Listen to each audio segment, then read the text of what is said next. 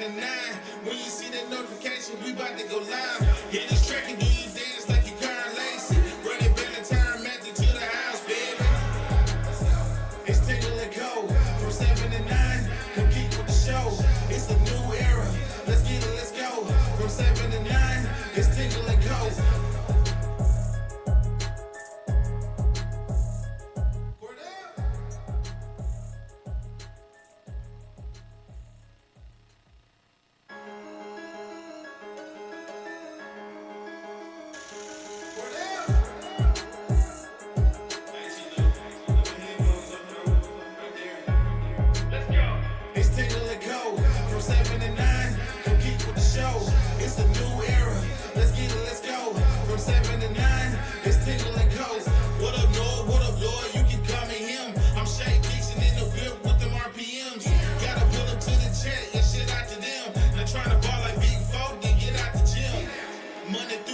From 7 to 9, when you see that notification, we about to go live.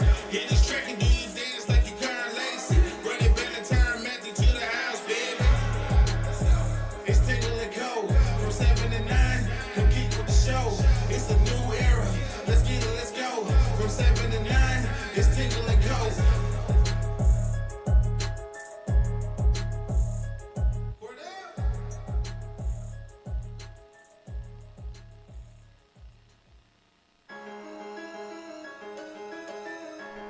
All right, welcome in here on this Thursday morning. Thursday morning, as we have rolled right through the week, getting ready the pre-weekend. LSU, Arkansas, Saturday morning In Tiger State. As the Tigers and the Razorbacks face off, as LSU is fighting for bowl eligibility. There's still something to play for. that Pop-Tart. We need one more win to get to be bowl eligible. But good morning to all of you. We appreciate everybody starting their morning with us and hanging out with us here over at Tingle. Make sure you like, subscribe, share it with your friends and family, as we have a full studio this morning. Lloyd, myself, Christian, Kinfolk has made his way back into the studio this morning. Good morning, all of you. How are we doing? How are we doing? Good. I'm out of prison. Out of prison. I'm out of prison. Christian shaved his head. He looks like he's going to prison. Yeah, show everybody the haircut. Give it 360. Let everyone see. All right. I guess I'll show it off. You know. You know, that's why you get one. Yeah. Prison Christian. Yeah. Nice to meet me. Chat, how does it look? Let me know in the chat. W's in the chat. W's in the chat for Christian's W's in haircut. the chat. Lloyd, good morning to you, sir. How was Michael last night? Excellent. Always good. We didn't get to watch the women's basketball game, though. He's still in a YouTube TV dispute, so he's holding strong. Good for him. I Good for guess. him. He's not. He's not. I mean, if anybody would kowtow, you'd think it'd be Mikey. Right. Well, I mean, my thing would be like. He's got. I think he's doing fine. Right. I mean, there's other ways to ESPN subscribe. Well, so he won't listen to me about like crack streams, meth streams, Right. any streams, other than let's just like watch it. The problem with meth streams is if he has a kid running around and he puts on meth streams, well, unfortunately, the kid's going to see something he really shouldn't see. He doesn't at have that a age. child. No, but he will soon. And if he starts using it, he's not going to want to That stop. baby won't be sentient Kids really for don't know what's going on. 5 years. Yeah.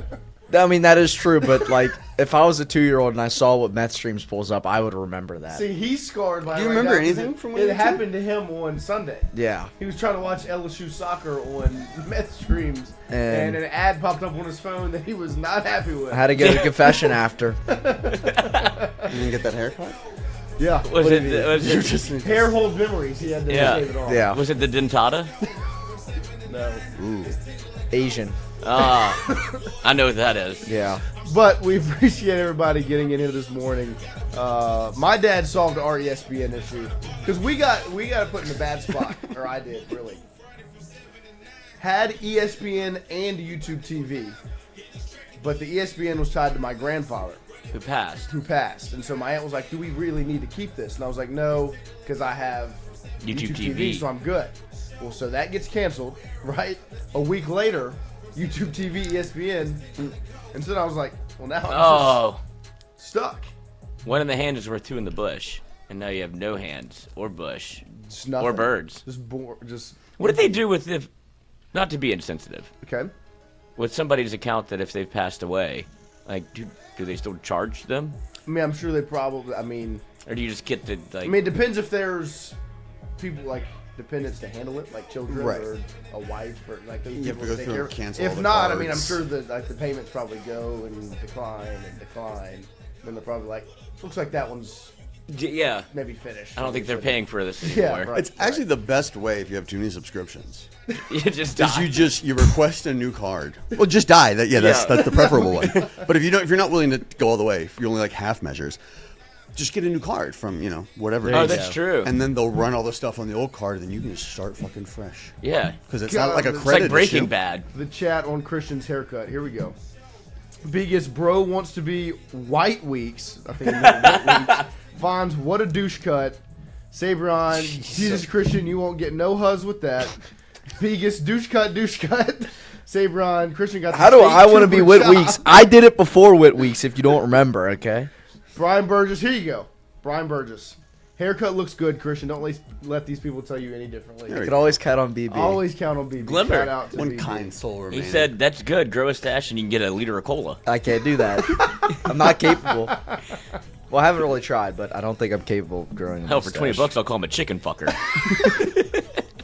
But good morning to all of you. We appreciate you spending your morning with us as we will talk about some LSU football, a little bit of LSU football, as LSU women's basketball is the talk of the town after last night, as they've gotten some of the people in this room to spend a little bit of cash on a belief in their postseason success.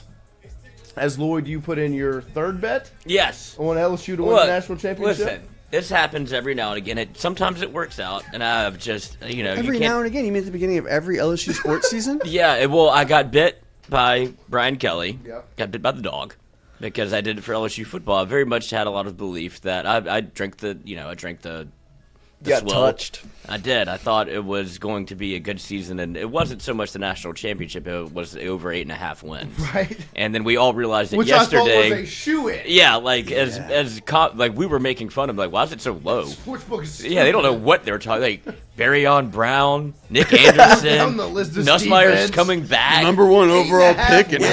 Heisman front runner. Yeah, Nussmeier. Harlem Berry, Trade-as Green. Like they don't know what they're talking We bought about. a center for Like, Christ's sake, a center. Yeah, now you go. Yeah, we got a center. We had money to spend on a center. He's spending money on a punter. Right? It's like what? No, what do you need? The punter has been very good. He has. He's probably your best transfer portal addition. Oh, Monster. And then you look. Yeah, Monster Delane, AJ Halsey. AJ Halsey. But See, now you're talking me back into back it. into Right. it. Why- Maybe win streak incoming, huh? Yeah, so, Right. but now I don't think it's mathematically possible to get over 8.5 wins now. They don't It is count the not. bowl game? It is not. No, I they think don't. It's bowl regular game season counts. only. But yeah, so And so now I am chasing officially, and it's with women's college basketball. that's right. I watched that women's game last night, and look, they play some non-conference games during their seasons that aren't all that impressive, and it's like whatever. Last night, Charlotte decided to light a fire under LSU for some reason. And what I saw was a team that was motivated, right? Had some locker room bulletin board material, as Charlotte was essentially saying via social media that LSU plays no comp, and this is the first game where they're going to play real competition, and they're about to get got. And I think LSU took that a little bit personally, as well as, like Joe talked about yesterday, Schwartz, when he joined us, there's some history between Charlotte's head coach, who was at Jackson State during Kim's first NCAA tournament, where it was a hard-fought game, and they talked about maybe a little bit of crowd noise being pumped in. But I tell you what, there's fake smoke, and then there's real smoke. And that's real smoke. Yep. Like, that's straight up like I don't like you. in your face. Like, that's to the To the To coach. the coach. I mean, I thought this was girls' basketball. I guess it is, but wow. I mean, look at this. What they can't compete. I mean, they're nasty, man. And that's Yeah. I think that's what got me all bought in last night watching it, was like, you can take these games and they could probably have won by 50 points or 30 points easily without even thinking about it, right? One, watching the shot-making ability they have, the defensive ability, everything on the court. What really got me bought in was the mentality. Look, this is a true freshman. I said It's 54-13. And it's so fucking refreshing to see a team that actually takes stuff personally. bow. Like After watching the football team Right, be so right. lifeless I all also season, think that Charlotte pissed this team off this much. It's Charlotte. I also think that played a factor in it, where it was like I've wanted to feel something. Yeah, just Yeah, somebody oh, compete. absolutely. Going into the Vanderbilt football game, it was like they're disrespecting you. Like Right. punch them in the Compete. punch them. Just Like play. compete. And then they didn't. And then it was disrespect against A&M. It was like you got to didn't happen. Somebody do something. And so then Charlotte disrespects LSU, and LSU women's basketball is the big bad bully. They are. Like that, I mean, that is And- a true freshman, Bella Hines, drilling a 3 in transition, and then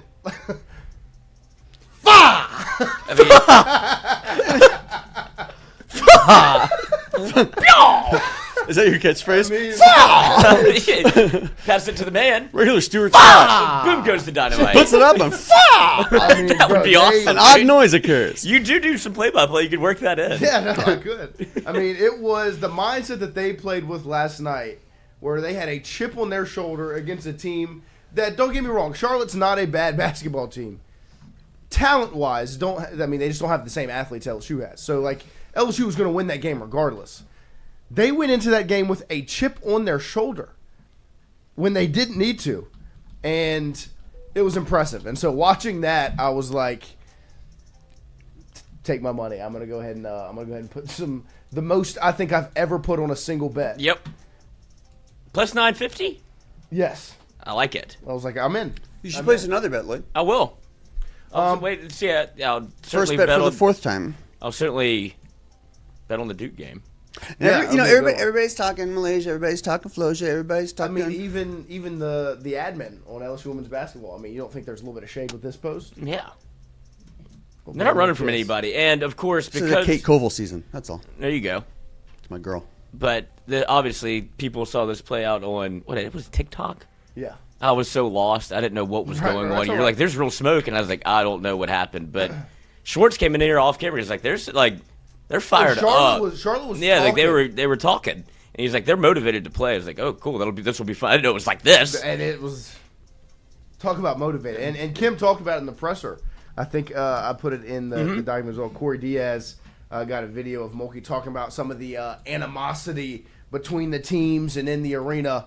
And what I will say is, if you just go watch some of the highlights from that game, if you were not in the PMAC, if you were in the PMAC, you already know. If you go watch some of the highlights, you'll be impressed. I mean, it is as High loud level. and hostile of an environment as you will see in women's college basketball. Like, for the 4th game of the season against Charlotte, who is a lesser program, that place is packed and jumping.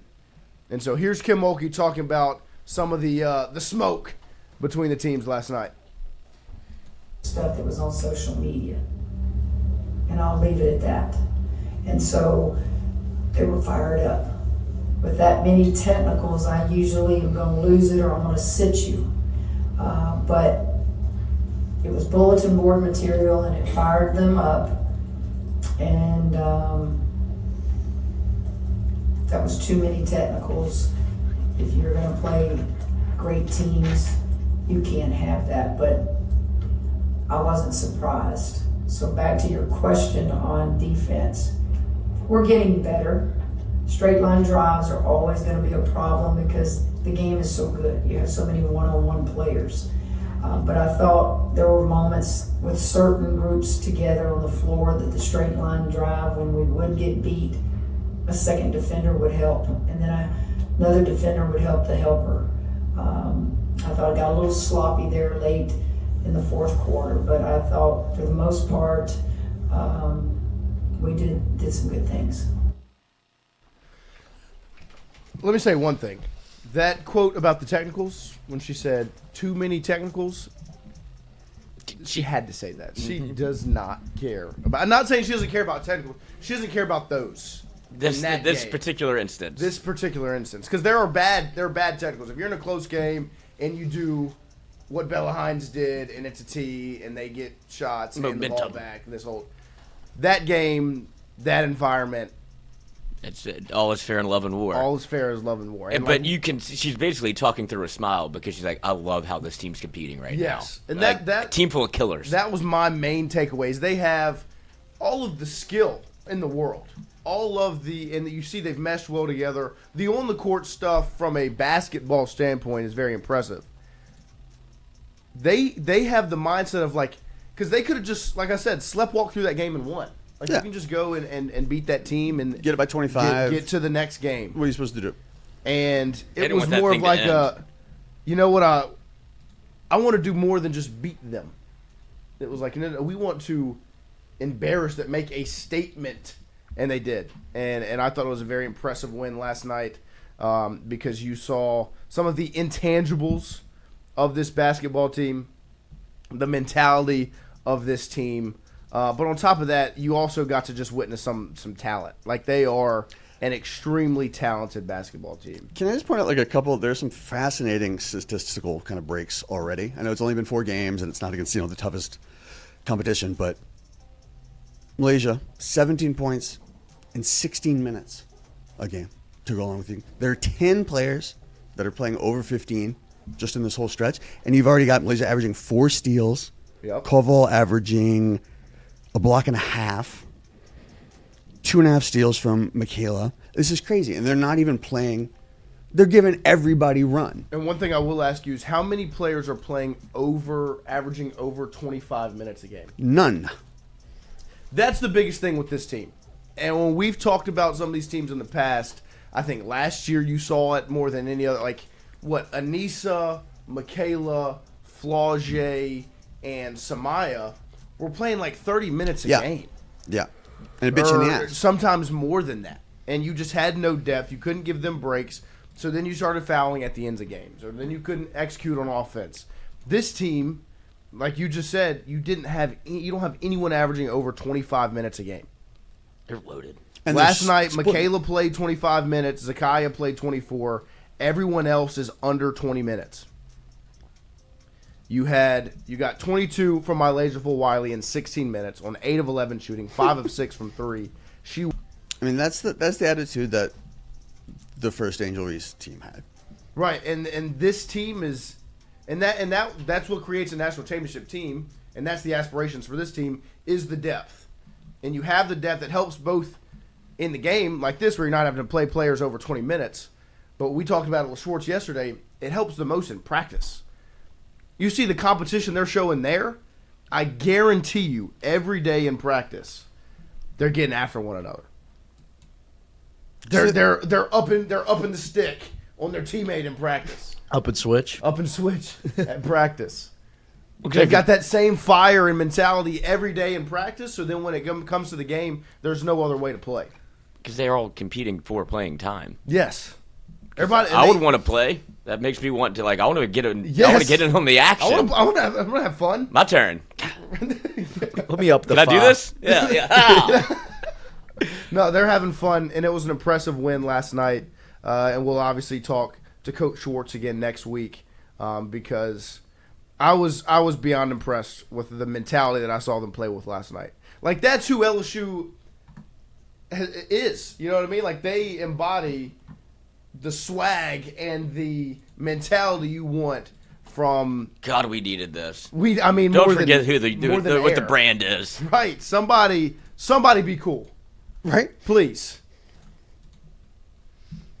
Also, we didn't have last year is somebody that's 6'5" to actually put up some minutes. Right. And can, offensive rebound, strong. And put a body against Lauren Betts, for instance. Right. Shout out Anissa, but yeah, you are right about that. Anissa was undersized. But this is great. Hey. But yeah, Anissa was 6'1", right? Right. No, and this is a deep basketball team. Like, those 5 freshmen are extremely gifted, and then you have 3 of the best players in the country. Like, no other way to say it. Like, Malaysia Full Wiley, Michaela Williams, and Flaugier Johnson, all on their own, are at the top of the country, and they just play so well together. And they're having fun. Like, there's no animosity or like, you're taking too many shots. Those are my shots. No, everybody can eat. You're knocking them down. Right. Everybody gets some. So they're fun to watch. Also, Grace Knox is going to dunk. And Grace Knox is going to dunk at some point. make sure you get into the PMAC this year if you've not been yet to go watch this LSU women's basketball team. Go check them out because they are fun to watch, and the atmosphere in the PMAC is electric. It's as fun as it gets. The last thing on women's basketball is that clip of Malaysia giving her thoughts on the atmosphere last night. Her shot was falling, and you can just see the smile on her face when she's talking about last night, her game, but really just the fan base and the way they've supported her as she has joined up on this team for her first year after transferring from South Carolina. It feels great. I mean, when you can get the crowd going like that, it kind of motivates you to keep going. So just to hear how everybody was so excited for me, it just made me feel like I picked the right school, and I was just happy. I mean, look at that smile. Smiling ear to ear. Smiling ear to ear. And Kim is just like Proud parent. Literally. Kramer scoot over. So it is definitely good to see. And then a little update on another very successful sport on LSU's campus. LSU baseball had signing day yesterday. Our guy, Jason Armstrong from @InsideLSU Baseball on Twitter, did a great job keeping everybody up to date on who was signing with the Tigers. Braden Wisner, a big right-hander out of Texas, who is now up to 96 mile per hour on his fastball, signed with LSU. You've also got Dominic Santarelli, who is a massive human being. Great name. He's the number 48 overall player in the country and the number 3 outfielder. That 2026 class features 11 of the top 100 players. He is a 6'2", 230-pound outfielder out of Wisconsin. Dominic Santarelli. With the name, you got to get Dom Santarelli on campus. like he's a I'll tell you what. Brooklyn Dodger in 1953. Right, you need to get Dom Santarelli on campus. That's amazing. Braden Cupid, the number 1 lefty in Louisiana, signed with the Tigers out of West Monroe. You also have the number 1 right-handed pitcher in Virginia, 6'6", 215-pound Lawson McLeod, signed with the Tigers. And then Colton Brady, right-handed pitcher, who's the number 3 player in New York, who now plays in the Sunshine State in Florida right now. And so you saw a 23-man class, which ranked number 2 nationally by position, 6 left-handed pitchers, 6 right-handed pitchers, 6 infielders, 4 outfielders, and a catcher. You had 7 players from California, 4 from Texas, 4 from Florida, 2 from Georgia, and 1 from each Louisiana, New Mexico, Alabama, New York, Virginia, and Nevada. With the average size, shout out to Jason Armstrong, great in-depth stuff on his Twitter, 6'2", 197 pounds. So some real good things there, and obviously via perfect game, LSU has the number 2 rated class behind Vanderbilt. So some really good stuff there. We'll obviously get. This is our guy Dom Santarelli right here. Look at those quads. This is easy power. Jesus. You got to get Dom to campus. I just want to say the name. Wait, I've seen this guy. He went viral not too long ago. Really? Yeah. I can't wait to hear Lynn Rollins. Dom Santarelli, pucker up and kiss that baby goodbye. I mean, just like electricity. We saw Lynn in the walk-ons the other night. Do you think he changes it up and goes Santa Maria Santarelli? He might change it up for him because that's an iconic call in itself. Who would the say Nina, that? the Pinta, and the Santarelli. See that? That's why you need a fun name. Yeah, you need to have something to have fun with. We did see Lynn in walk-ons the other night. We did. So, what do you think he got? I don't know. A beer. Do you think he heard the train and was like, "Oh, right on time"? Right on time. No, you should have seen my friend's face. I told Christian, I was like, "That's Lynn Rollins," and my buddy's like, "Who's that?" I was like, Christian goes, "That's Pucker Up Kid." They're like, "No way!" Pucker Up guy. It's the Pucker Up guy. Shout out to LSU Baseball. Shout out to Jason Armstrong from @InsideLSU Baseball. He does great work. We'll have to get him on soon to talk about this team through fall ball as well as that recruiting class because very, very impressive. Christian, I'm going to give you 5 minutes, maybe a little less. Let's go 2. Did you see 2 minutes? Did you see what DeMarcus Cousins said yesterday about the New Orleans Pelicans? Yes, what was the exact quote? The quote was, It was a time 5 to 6 years ago, especially New Orleans. You go to the games, there are 36 people there. Courtside seats are $25. Blow it up, and move on. There are no fans. When he was in New Orleans, that's bullshit. That's not even true. Now, yes. That's because they've been losing for 15 years Right. and are expected to win, have winning seasons, make the playoffs, and they still lose. Right. When DeMarcus Cousins was playing for the Pelicans went on a 22-game win streak without him. I think it was the longest win streak in franchise history without him after he got hurt. Right. So I don't know why he's talking shit. I think he's salty because, when he got hurt, the Pelicans started playing better. But I'm not going to disrespect him back because, as a fan, we liked him. I love DeMarcus Cousins. Fuck yeah. You would have been the only team in the NBA at that point to compete with the Warriors in the West because you had the best front court in the NBA. Right. You had a front Stayed court that healthy. couldn't guard. Good God. Like that, or that couldn't be guarded. Yeah. So, for DeMarcus Cousins to go and say that after he, came to New Orleans for a short tenure, was traded, and then decided to leave, I don't get where the hate comes from. I don't know where the salt comes from. My biggest thing is just, even if you go and you watch that game when the Pelicans got their first win over, who was it, the Hornets in New Orleans? Mm-hmm. That's not no fan. Like, that place was loud. Right. When Jose hit that go-ahead 3 at the end. And they were 0-8. Yeah. 0-6 or whatever it was. They were bad. And I thought that was stupid on DeMarcus' part. If you give New Orleans a winner, they'll show up. 100%. Yeah, absolutely. Even 3 years ago, they started 0-11. Yeah, they made Right? the play-in and They- had probably the best play-in crowd in the NBA. Right. Best playoff crowd in the Give them, NBA, like, honestly. it's not even like a season thing. If you just put together enough wins, Right. they're not gonna go. It was like but if you put a dog shit product out there, you can say that about almost any market in the country. Every sport. But it's specifically true in New Orleans because they will. It's undoubtedly true. Yes. They'll show up. They started a "fuck Jay Crowder" chant in the playoff. They only won 2 games versus the Suns. I hate Jay Crowder now because of that. Fuck Jay Crowder. About Jay Crowder, I agree. ever. His mother doesn't feel that strongly about Jay It's all right. Crowder. We'll be in the Smoothie King Center next week. We will. I need to get in there, check the Pelicans out. Feet on the floor. This year is that even I mean, if Queen- courtside, and that's the other thing. the fears look if, good. If courtside seats were Mortgage the $25, future. We're so fine. my feet would be on the hardwood every also, single that game. place is not true. Yeah. You know how often I'd sit courtside if they were $25? Yeah. Costs more to get there than to go to the game. No, literally everything he said was untrue. Incorrect. I I mean, you can go back to the game he got hurt. There was more than 36 fans in the arena. It is Right. pushing a narrative that I don't love. Well, and that's it's the That- national media narrative to it's- get the Pelicans out of New Orleans. Yeah, it's the most There's a goal. disposable franchise. I think we It's should like, spearhead the anti-relocation of the Pelicans. I would love to speak because start I right want to now. keep the Pelicans here.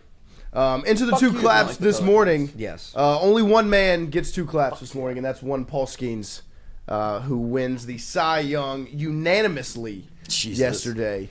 And you actually saw when the announcement was made. He was watching it. Obviously, he was on camera getting videoed. You saw some emotion. He gave you a little fist bump, a little one of these, yeah. From Will Helmers? Yeah, Will Helmers, also a lot of emotion. Very excited. But just add it to the trophy case for Paul Skeens, a national champion, College World Series most outstanding player, SEC Pitcher of the Year, NL Rookie of the Year, and now Cy Young winner, all in 2 years? 2 years. He's just filled up this 2 trophy calendar case. years. Look at talk about emotion. Will is just, ecstatic. Saw Will and Rouse's the other day, actually. Yeah. That's me 4 whiskeys in at every friend's wedding. Yeah. Imagine I if love Paul it. Skeens gets I love to it. Cy Young. When you did nothing, got an A on the group project. Yeah. I'm alone, but you're not alone. Let's go. That is awesome. That is the best. Barkeep. One more. Over here. But Paul Skeens, For the big winner. Cy Young winner, 2 claps. Ready. Oh, shit. I had to fuck that up Been a so while. bad. It's okay. It's all right. It's been a while. I was sorry. I was channeling Will Helmers. Yes, congratulations to one. And he celebrates like a true ball player. Paul Skeens does. Yes. Sweet action. This is my It's my favorite thing about this it. is my favorite thing about it. Because this is exactly what I would Jesus. do. If I just want a lot of people they win the Cy, let's go to a steakhouse. There's not a and get thought this. behind those No. eyes. You know what I want right now? I want a dog. Yeah. Somebody told him to do that, and he was like, okay. Look, hot dog. How do you celebrate? Hot dog. The hot dog. Do you know what he bought Do I get to throw it? whenever he moved into his home? What did he buy? His first purchase was a It was a Major League Baseball-sized hot dog machine. I was joking. It really No, was. like the ones that they have at like 7-Eleven. He put Yeah. that in his house. Like It's the little rollers? Yeah, it's a fixture in his I home. love that. That is great. So that's straight off the press. Straight Like this is a off the hot. press. That's a fresh That's a dog. hot dog. No, That yeah. strikes me as Noah Core. No, 100%. Except you'd have 3. Yes. I mean, I did what? The LSU Texas We got to A&M put some game. dogs on. LSU Texas A&M game. We need to get one for in here. Yeah. We need to watch a watch party. Dude, I don't know if we one. want that scent permeating. We do. Of course You we don't- do. I- What are you talking about? If everything smelled like hot dogs outside of my wife, It's falling love out of it.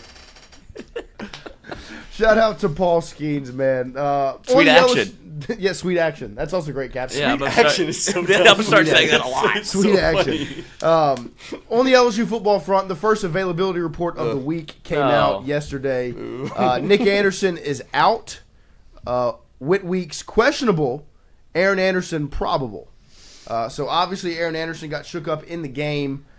Did come back into play. Has worked throughout the week and was listed as probable for Saturday. And I think Frank said yesterday on the SC teleconference looks like he's in the position to play against Arkansas. Whit Weeks questionable. He got out and moved around on Tuesday.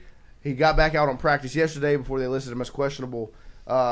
Lloyd, do you anticipate Whit Weeks playing on Saturday? No, because I'm just reading this quote from the SEC teleconference, and Whit Weeks participated in a limited capacity, and there was like, can you expound on that? He goes, and he didn't have body weight against him. Wilson said he'll do that again on Wednesday. He'll do that Wednesday to see how he sustains with actual weight against him. So he's just going through individual stuff right now, and I don't think that Whit Weeks doesn't want to play, but I think they are handling him with kid gloves. Yes. So I think at this point there's a real conversation about does he come back or not. And not because of the portal. I would imagine he's still weighing the options to go to. Well, he's got a lot of options in front of him right now. Yeah, but I think it is going into the year. I wouldn't have thought that Whit Weeks would be on the team next year, but I do think that there's a high chance that he comes back because even the way that he's behaving on the sidelines is like somebody that loves this place, loves LSU, and wants to play, and I think it's killing him. And I think now that he hasn't been able to participate, the last 3 games, and I don't know how much tape he has, and how really he's a great college football player. I'll be interested to see what NFL scouts think of him because he's limited in some capacity when you get to the NFL, but in college he is a menace.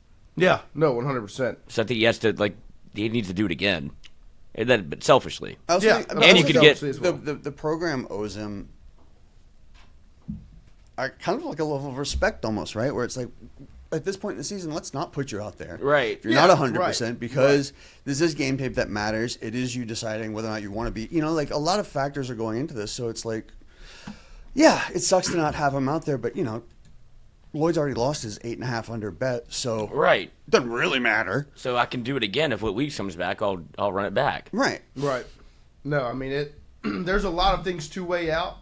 And I think that's why they're handling it the way they are, as I guess you could say passively, like not pushing too much, like just like you said, handling it with gloves on and taking care of it. And we'll see what ultimately the situation is with Whit Weeks. But the big news coming out of the teleconference yesterday was the discussion on the redshirts, and Frank was asked if anyone had reached out about redshirting or plans to redshirt. And then specifically brought up the name Michael Van Buren. And, Frank talked about just redshirts in general, said that everyone on this team has their mind made up. If they have an opportunity to play and help this team win, they're bought in and all in to do that. And then specifically on Michael Van Buren, said that Mike's in the same spot with the mindset of if he gets an opportunity to play to help LSU win football games, he's committed to helping LSU win with the red shirt. Not as much a thought on the mind. And that's when I'll turn the question.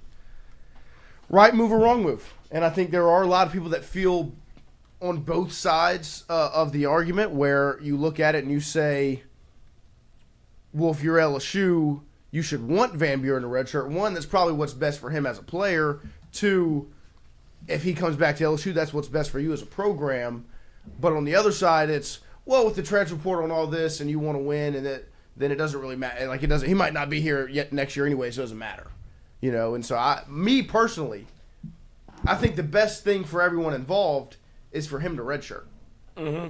I think that was the plan going into the season with the way they handled Nussmeier up until this point. Like the plan was to redshirt Van Buren. Play him in 4. Right. If you have to. If you have to. And now you're in the position where, almost similar to Nuss in 2021, where you didn't really anticipate, but Nuss got into a couple of the games, ended up playing the majority of that Arkansas game, and then got to a point before the bowl game where it was like, does he play and burn his red shirt, or does he sit out and you throw Jontre Kirkland out there and just have fun and save Nuss's eligibility? Because with him not making that decision, he would not have been able to play football this season. He wouldn't be here right now. He would not be here. And so you're in the position now where, obviously, it's very different. Things can change. Van Buren can go play somewhere else. He might not be at LSU next year, but I think the best for everyone involved is him taking a red shirt, right?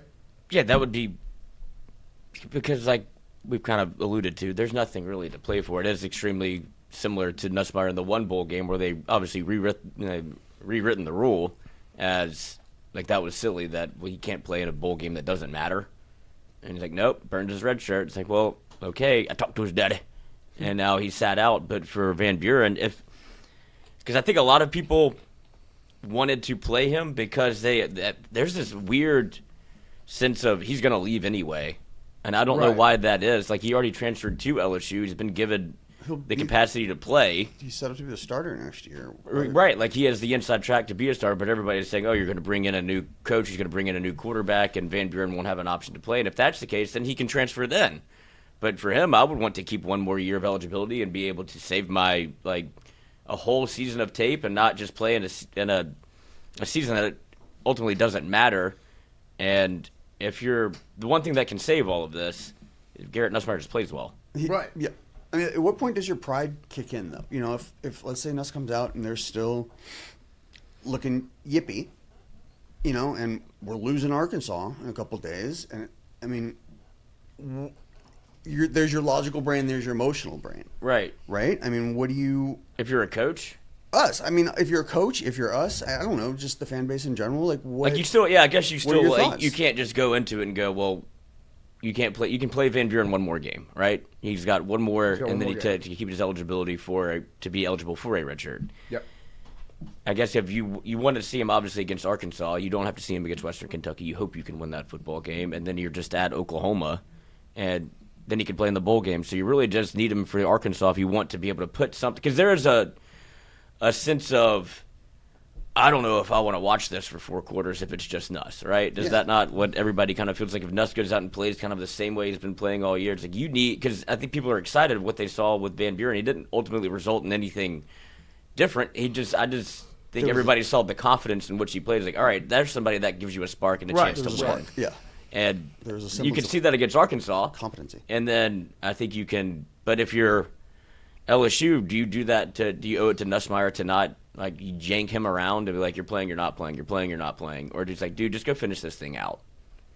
Yeah, no, I mean, I think it's a very interesting situation because in the perfect world, you just finish this thing out with Nussmeier, you let Van Buren redshirt, you beat Arkansas and Western Kentucky, Oklahoma, it doesn't matter, right? Just win those 2 games, get yourself another SEC win, you're bowl eligible, take care of business against a lesser opponent, and get to a bowl game, right? And because I need now the bowl games don't count towards the red shirt. That's the Nussmeier rule. Right.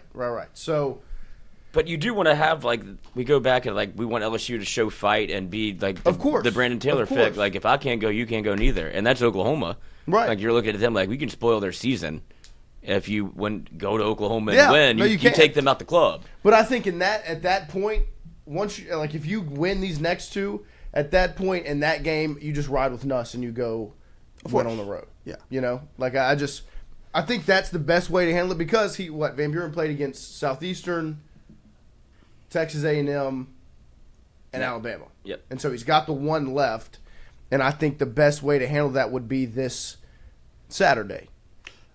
And because to me, like, I just really think in this position, the best thing for all parties involved would be him redshirting. Like, just for him personally, it keeps an extra year if he needs it.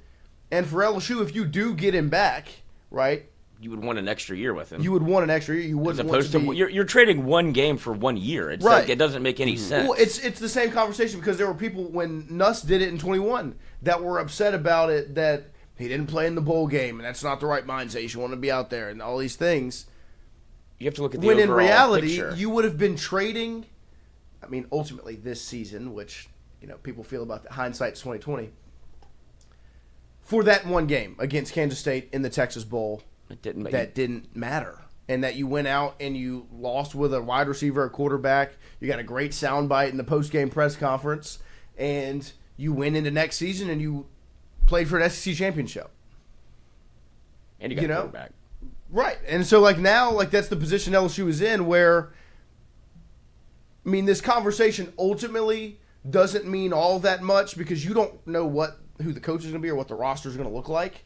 Mm-hmm. But at the same time, the best thing to do is to keep your options open, and if Van Buren goes out against Arkansas and plays well and you win, that would make you want to keep him more. Then you should be after that, you should be shut it down. Right. Shut it down.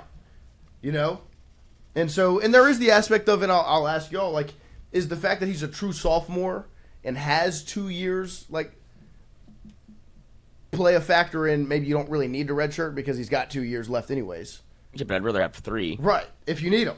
Right, because if I'm Van Buren, I want to keep all my options open to be able to go to the league at some point, and this just adds another year of, if you do want to transfer later on, you can still move it, you can still move and have a year playing football again, and that's where you're kind of seeing the NFL even look at it. It's we want guys that have experience, right? Mm-hmm. And so you could have 3 years of tape, or technically 5. Right, so Tyler's shirt goes in the second round. Right, and so I'm sure quarterback, played in the SEC. Started 6 games as a freshman, played in 4 games at LSU, and then came back as a starter the next year. And you don't know where it goes. They could go to, he's a first-round pick. We don't know what's going to happen, but I do think it's smart to just save a year for everybody. And this doesn't mean, just because of I think the headline is kind of grabbing more than anything. You can say whatever you want. Right, of course. Frank Wilson said we're leaving all the options on the table and say he's absolutely going to play against Arkansas.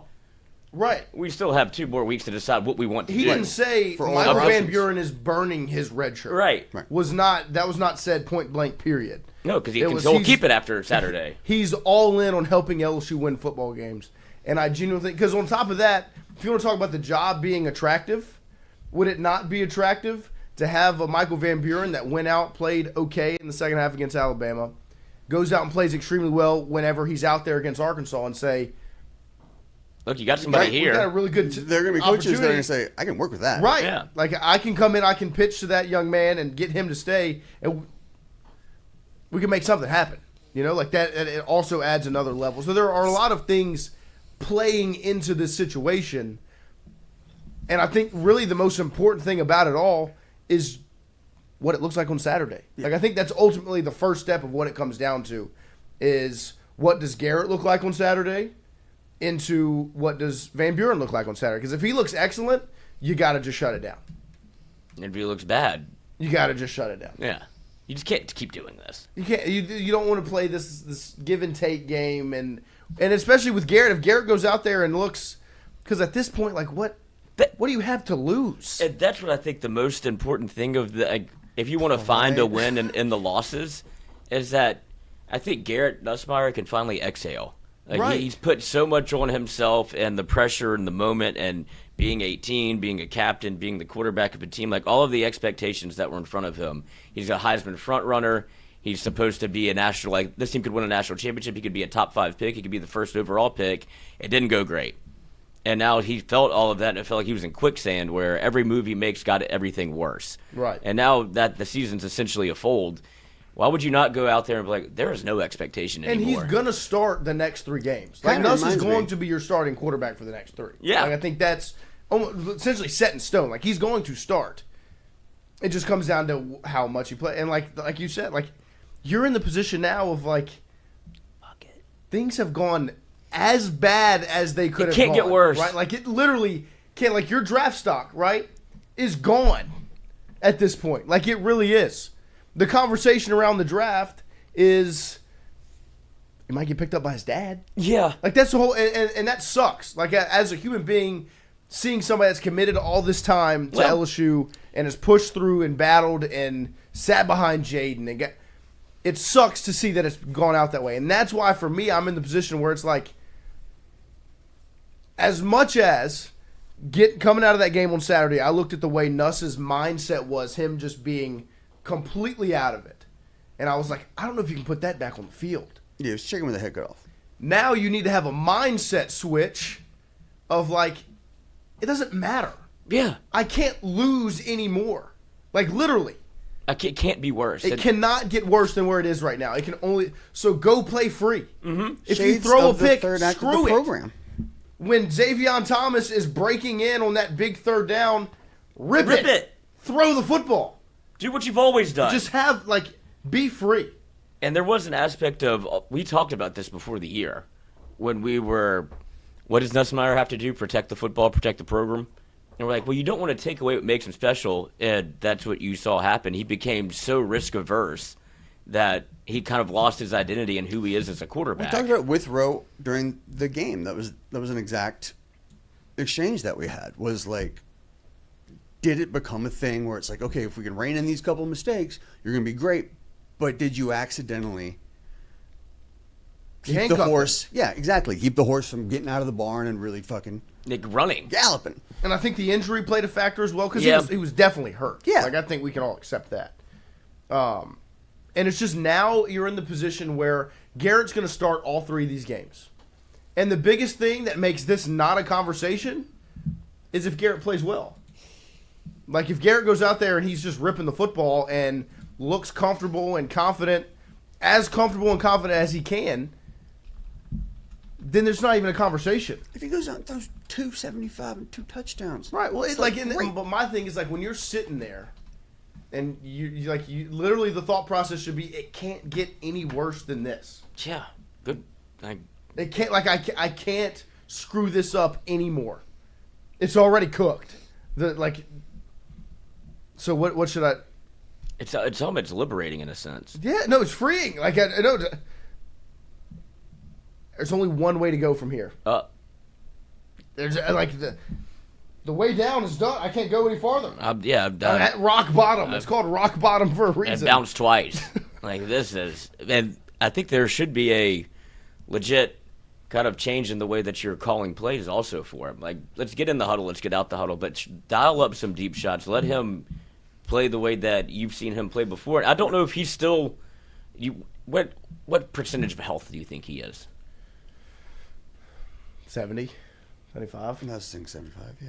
But it's not as bad as it was against Tech. No. I think he can still. Not as bad as it was against Ole Miss. And what they did with him early in the game against Alabama, getting him on the move, rolling him out, and putting him off platform and making him look like. Things worked for a minute. Yeah, that's who he is. Mm-hmm. And getting him under center, I think if you stick with that version of the offense and let Nussmeier kind of continue to play that way where it opens, it's almost, when you put him on the move, his brain shuts off. Which is in a good way. Yeah. There's two places for him to go with the ball. Right. Or he can run. Or you just fall down. Literally the one he threw to Nick Anderson, it was either Nick or the guy that was running right behind him. Yeah, just levels. It was a levels concept. It was two guys.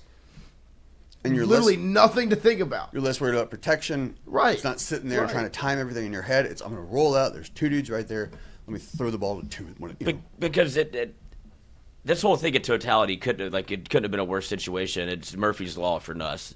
It was, you got injured, then your offensive line wasn't good, then your play calling wasn't great, and then everybody's looking at you. Right. And it's like, I can't really function in this offense, and I'm not healthy, and now I'm mentally broken. And now I've talked myself out of being competent. Right. And so he lost his confidence. That's really what it is. That's where he's at right now. And that's what, even to hear Flynn say it, straight up say he's got the yips. And it's like, well, there's only one way to get out of those, and that's just go fling it. Keep throwing it till you can't. Right. And I hate saying this. It feels shitty to say it, but, great quarterbacks don't let a weird stretch like that break them quite so easy. Right. No, I mean, I know it feels mean because, we're all rooting for the guy, but... You can be mean. but still, the best quarterbacks battle through those things, and Nuss has not had a lot of adversity in his life. It's just didn't handle the adversity about as poorly as you could. And it's not all his fault, but it never is. If you've never been Right. punched in your mouth before, Uh-huh. the first time you get punched in the mouth, you're probably going to lay on the ground for a You minute. learn a lot you don't about wanna go get yourself. punched in the mouth again. You either like the taste of blood or you don't. Right. Like, I mean, that's just... Now, but if you've been punched in the mouth 100 times, that 101st time... Yeah. Like, I mean, that's all you yeah, got? I can speak from experience. Yeah. What was it like the first time you got punched in the face? When you were 4. Well, I had cut my lip open, hitting the corner of a coffee table, so I'd say the same thing. It's Okay. like the same thing. And you just rolled around the ground for a little bit, crying. Yeah, I was like crying pretty hysterically, but like I was 5, so it doesn't really count. Right. And then I got cut the back of my head open another time, and I was more so in shock that it happened because the back of my head was. So you'd bleeding. already grown. You weren't crying that time. Yeah, right. See, I look was at that, probably tears like 8 already there. gone. Yeah. Yeah. When was the first time you got like an elbow to the temple? When was the first time you like straight up got punched in the face? Have you ever been straight up punched in the Yeah. face? Probably sophomore year of high school. Do you deserve it? Did you ask Yeah, of for it? course. Every time I get course punched in you the face, I deserve deserve it. What do you mean? Every time. Well, Least surprising. one thing time ever. outside of Tigerland, I didn't. But other than that, that's Tigerland. And Other the- than that, And at the Clemson game, that guy put you on the... Somebody. At yeah, Alma Mater I put didn't you deserve down. that either. No, the Was it video a of the fellow guy student? that... Yeah. Everyone, dude, literally everybody thought that was you. I couldn't believe that. It doesn't even look like me at all. He was acting like you. Yeah, acting like me, right. What'd you say? Was it somebody at our alma mater that put you down? in Yeah. sophomore year? Somebody Yeah. who's a little bit older than me graduated from LSU. You know, he got me pretty good at our Airbnb. Yeah. Lloyd. I was gonna say Paul's, but you said you were a sophomore. What? You Oh. get hit for the first time. Was Yeah. It was another St. Paul's kid? Yeah, it was a kid in my grade. Yeah. Yeah. Just punched you in Wow. the It face. was just like it was like play fighting, I guess. But I Well, hit fuck. him, and he was like, "What the fuck?" and hit me, and I was like, "Ah." But see, like, that's what I'm saying. Like, this is the first time Nuss has ever really caught, like, just a right hook square to the jaw, right, in life. And he grabbed his nose and called his dad. And so now it's about, like, All right, mind ready if I to go. get punched in the face again? Yeah, I don't Whatever. care if I get I'm hit. good I mean, now. you hope that's the response, but you Right. would have hoped that was the response earlier. Yeah, So no, I don't 100%. know. Like, But, I now agree with what there- you're saying in there's in literally theory. no pressure, and that's the part that's gone now. Like, there is no pressure. Like, literally none. I mean, I guess you could lose 3 games. Yeah, but- and Because, like, we don't make against bowl Vanderbilt, eligibility, there was but- pressure. You had one loss. You needed to go win. And he actually played good in that football game. It really wasn't his fault. Against A&M, so much pressure. Like, you were fighting for your lives, literally. Lost that game. And against Alabama, there was still pressure because now all the other problems were gone. And so it all falls on me. Kelly's gone. Sloan is gone. right. The pressure's back on me, and like the door's not completely shut on a 9-3 team. Now you've lost 4 games. You're not making the playoff. Like literally 0% chance, maybe negative. There's nothing. There's no pressure. Literally none. It's like this is what When it you is. look at it like that, there's no pressure. But like he still has to go play in front of fans that don't like him, and he also has a kid behind him that's threatening to take a spot again. Well, and that's why And that would be embarrassing again. Well, that's why like, you need there's to still toughen up a pressure. little bit mentally. You right. know, It needs to and- just be literally like turn around, look at the fans, flip the bird, Yeah, but like play football. with the situation he's in, he's not going to do that. Of course, he's but I'm not just, even like- thinking that. There's still. I feel like, yeah, there is no pressure in the grand scheme of it all, Right. but there is like. There are these minor There's pressures tension. that are going to build up and get to him real quick. I just hope somebody like tells him for like his own growth as a person. yes. Like, fuck the outcome of the football game, like whatever. That's all secondary. Really, like this is like a moment for him as an individual to see what he's made of. Right. And that's where it's not so much flip the bird to the fans, but you can do it with your play. Exactly. Of course. Yeah. I I mean, mean, like that's- I'm a figuratively. I'm gonna swing the arena. Because that's the thing. When his name gets called He'll get with the booed, starting lineup, the boos are going to rain through. or they'll cheer for it. however many people. I would love it if they did. I have zero Well, expectations. thankfully it's not a night game, or else I'd be really. People hammered feel a and little bit screaming, differently but- about LSU football than they do LSU baseball. And for Braswell, when they did the standing ovation, They were it's in the that- College World Series, and like They'd won a bunch of you're games, trying- and he'd been playing incredible and, defense. I mean, and like you are on the was way. giving to you- he win was it, putting you know something what in I the mean? bucket. Like, Yeah. right. Now, like this situation, will be different. 11:45, Arkansas Saturday. Don't want to be there. And fuck this. Fuck you. you're literally playing for nothing. Nothing. Nothing. You're playing for nothing. All right. Oh, All right. now you And play so- for nothing. That's me. We'll see what it looks like. I just think the biggest thing in all of this this whole Van Buren conversation, it all lies on what you see on Saturday. If Nussmeier goes out there and has had this epiphany and just doesn't care, which I would like, that would be awesome. Well, he does. He already, and I think that's part of the reason that the Boo Birds might be out. Right. And the story's kind of been written on what people think about Nuss because of the perception of his attitude about the job and about his practice habits and how much he says he cares, but then he didn't put in the work to care. And the one thing that people in Louisiana don't like is somebody that doesn't work hard. Well, I guess there's two different cares. There's care about the program and those things. Like, yes, care about that. Don't care about if you mess up. Right. Like, just, you got to, deal with it. But like the perception of him on the sidelines at Alabama is like he doesn't care. Yeah, he's checked out. Right. That's 100%. Different than playing free. That's why it was like he saw his life in Rewind. He's like, everything that has, like, how did I get here? Yeah. And it really was like a full Record circle. scratch. Yeah, it's like, what did You might be asking. Yes. And the other conversation is, do you just play Juwan Johnson at quarterback? Really, truly, and honestly, the real question. That would be Perk, Taylor Green, Juwan Johnson. Put Perk at quarterback. Well, and that's the other thing. Yeah, that'd be awesome. Perk at like a power. That was I remember when we were we had the whispers about Nuss's injury before Clemson. My mindset was like, if Nuss doesn't play, play Juwan. Just go play Juwan at quarterback. Like, just throw this thing into the blender. Yeah, go full triple option wing T with Juwan at quarterback, and just snap it to him and see what happens. And just with him, Hurley, Durham, and just have fun.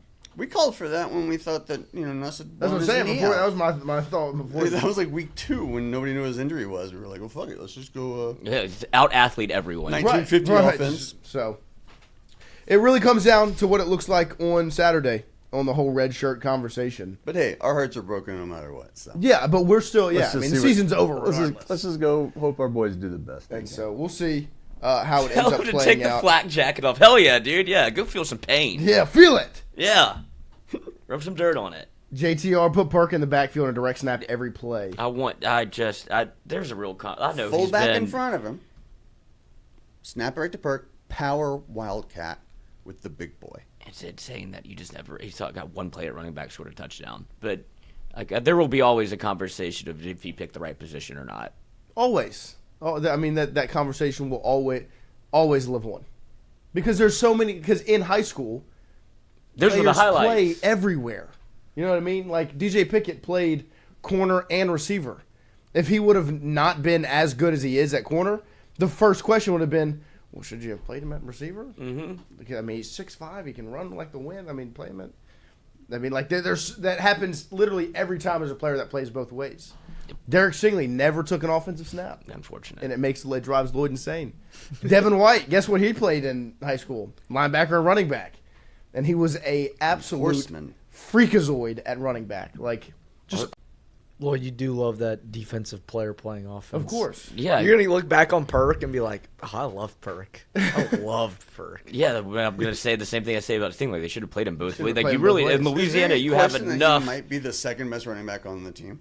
I would say probably the first. Harlem's very Harold Perkins. good. Wait, Harold Perkins, the best running back on the team? Yes. The best athlete on your team. Oh, right. Get him the football. Maybe in high school. But he's gained weight. He's I'm just saying, Barry is the best running back. Barry is. That's why I said second. He's best. electric. I love Harlan Berry. Harlan Berry's going to be the real deal. Oh, yeah. Put Harlan Berry at safety. Dude, fuck it all. What are we doing? No, let's just have fun with it at this point. Yeah. It's like when you were if you ever got your ass kicked in flag football. It's like, all right, who wants to try quarterback? Right. Yeah, everybody gonna go. Who wants to snap? And Everybody gonna go. Who wants to pitch? Kenzel Kelly, long snapper. Yeah. JTR. There's a guy on the high school team I cover that plays quarterback, receiver, punter, and DB. Sounds like a good high school team. That's how you do it. So look, that kid better stay healthy. Yeah, graduating class of 60. I think genuinely the biggest conversation with this whole Van Buren red shirt, regardless of how you feel about it, one way or the other, it just comes down to what you see on Saturday. If Nuss goes out there and plays well, you don't really have the conversation because he's going to start. If he starts playing well, he's not going to come out. And so then you don't play Van Buren that game. Now, if you do play Van Buren, and I mean, it kind of comes down to the result of the game. There's a lot of things to kind of balance against one another because, Well, I guess I guess like a win or a loss would play a factor ultimately because you don't want to show the rest of the team that you've given up on the season. Right. And if it's contingent on one player and it's Nussmeier not performing well, then everybody else starts to look around like, what are we doing here? right. Whose job is it Frank Wilson. in this? No. In this situation that we're in right now, to like keep the horses in the stable, right? To keep guys from saying, "I'm transferring," calling early transfers, to doing, like whatever. To say like, "Hey, everybody, like, let's wait. Let's see Right. who we hire as coach. Let's see how things finish Frank out." Wilson. Is it Frank Wilson or is It's- it more the front it's- office guys? It's Frank. I think genuinely because, one, Frank is your recruiting coordinator. Mm-hmm.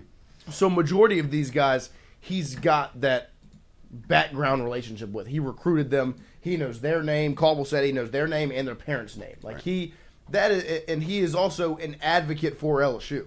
Mm-hmm. And that's who he's always been. And so I think like as much from a roster standpoint, I do think Austin Thomas and his staff play a role in all of that.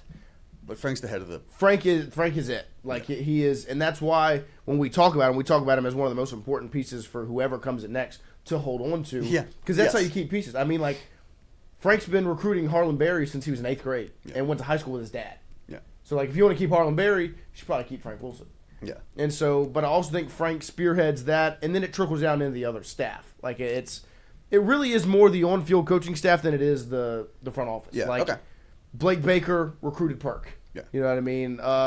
Corey Raymond, DJ Pickett. Go down the list. Yeah. Frank Wilson, Trey Green. Like all of these guys have that relationship.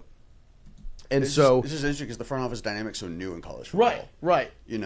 And so I think they're like in this situation, their biggest job is kind of like the contract aspect of it, because that's the other thing is like some of these guys might be contractually obligated to play. Right. Like that, I haven't seen the legal paperwork on And these we will NIL not. deals, and we never never will. But some of them might have to play.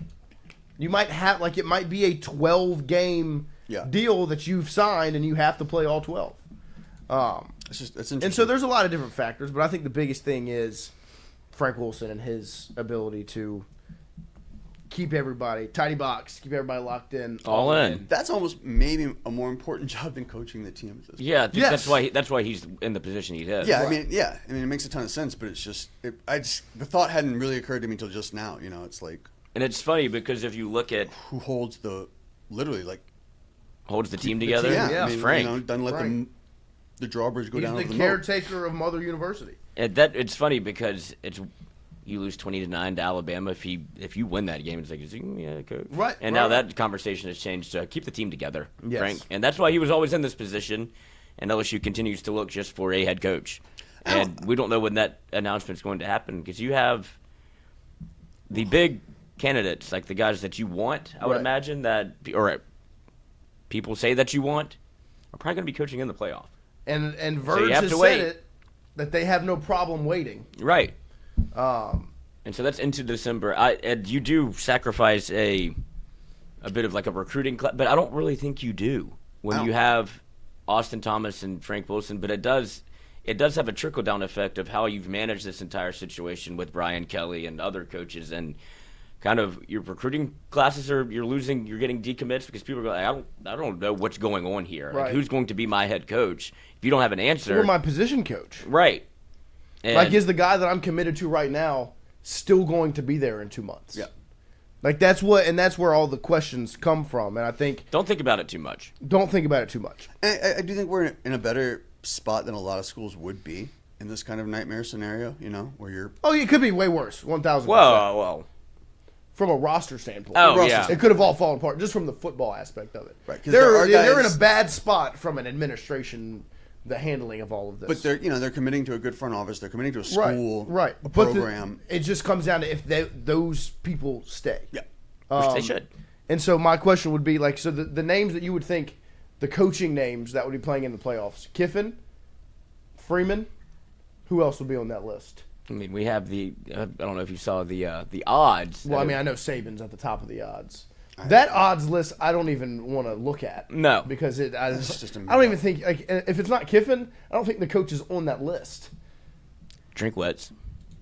Possibly. Because you have to think, and I don't think they're playing for a playoff, and everybody's off of Eli now because of what he said in the, don't you see that interview? Yeah, he said that if you, which he's not wrong, it shouldn't be playoff or bust because that means that only 12 teams are actually playing for something. Everybody else doesn't matter. Or every other team season is. Which, I mean, some places is playoff or bust because it's, I mean, but at the same time. Because that's what the LSU, like, kind of LSU's mentality, right? Yes. Yeah, and so everybody It that's should an be in every year. LSU fan said, you can't think like that and come here and expect to get a job, or that's not LSU's mentality.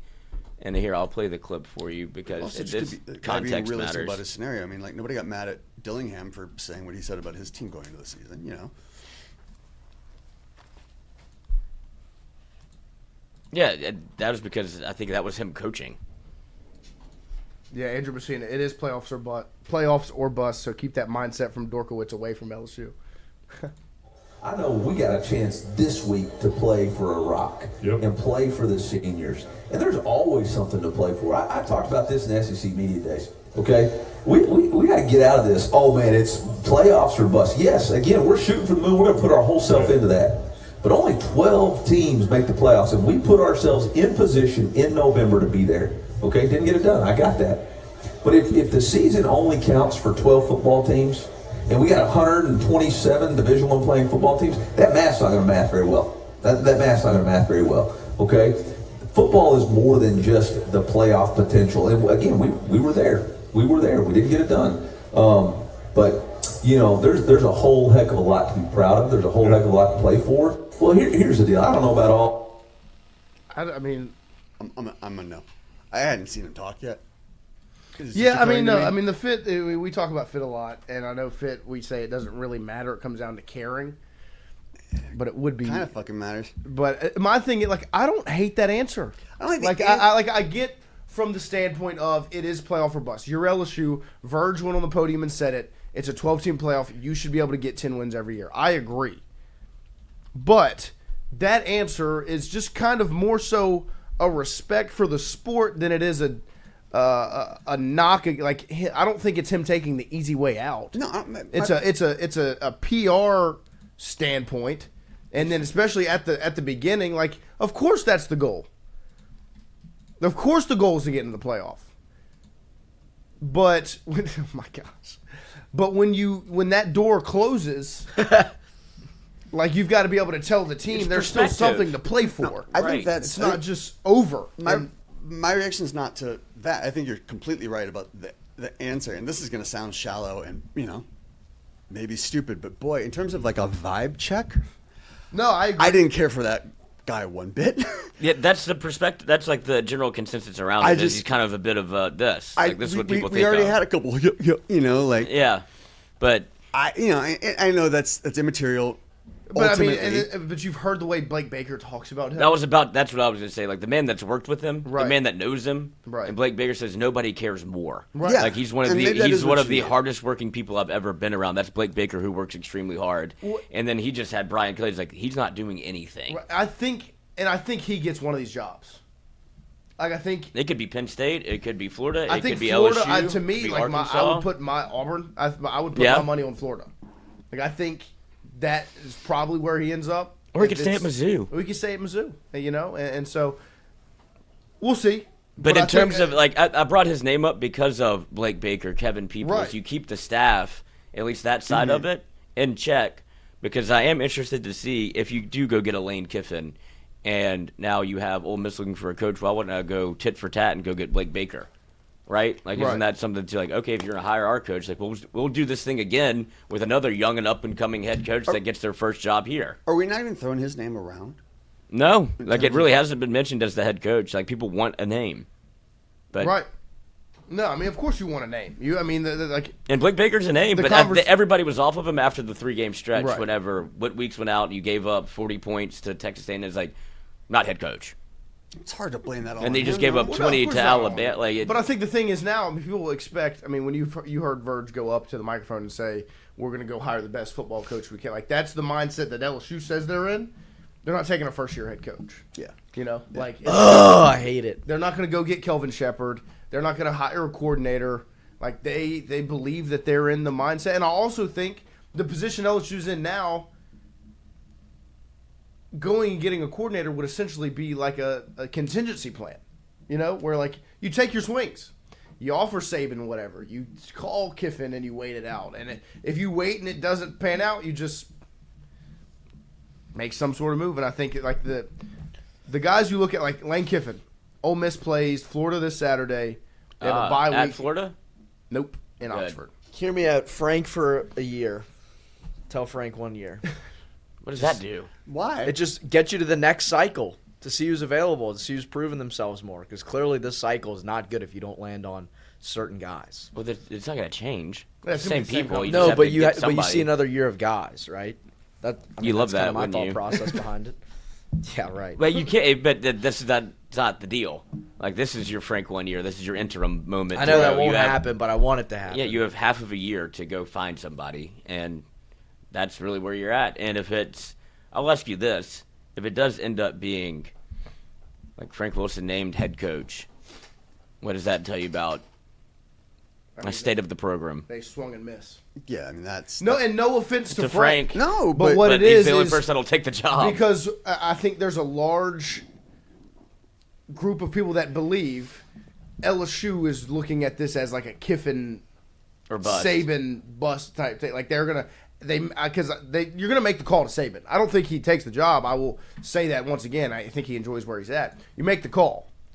I think it's Kiffin or bust, and if they don't get Kiffin or they don't get Freeman, that kind of upper echelon, that means that because they're going to call those guys. Like it's not going to be a situation of, well, they signed Frank because that's the guy. They actually never called Kiffin or Freeman or Saban.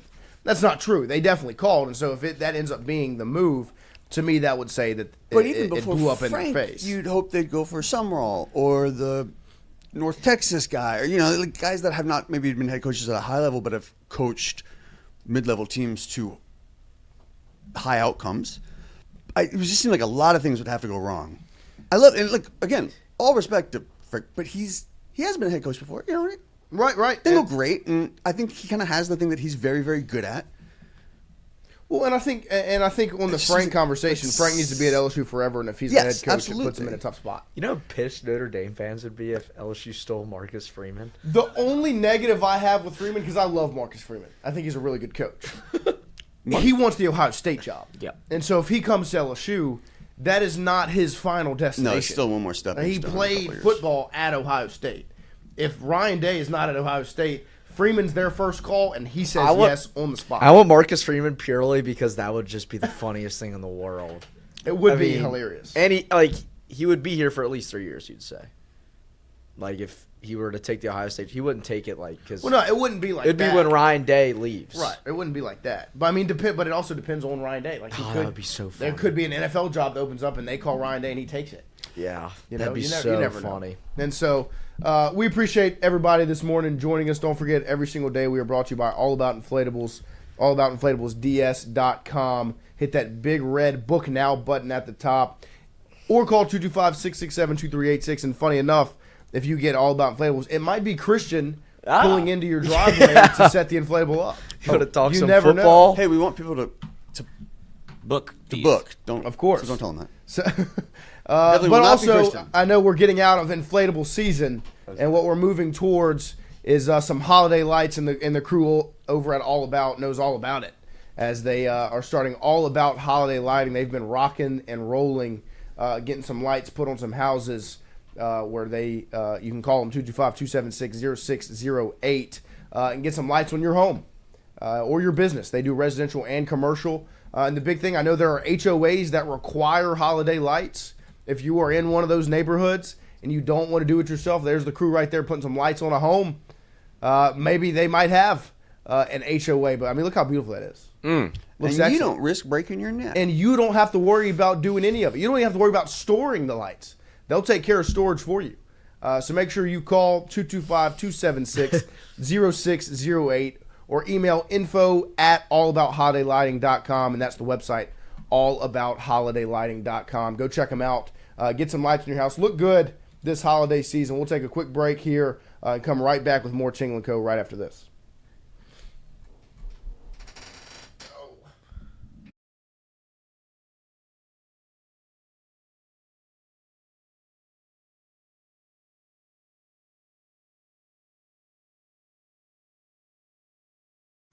Wardos was created in honor of Alan Ward Granning III, fondly known by family and friends as Wardo. In 2019, the oldest brother of the tribe passed away unexpectedly. His remaining siblings and loved ones wanted to honor his memory in a special way. In 2022, Ward's family decided to combine the need for a sandwich shop in downtown Natchez with a desire to pay tribute to Ward's love of good friends, good times, and great food. Through blood, sweat, tears, and countless hours of hard work, Wardo's was born.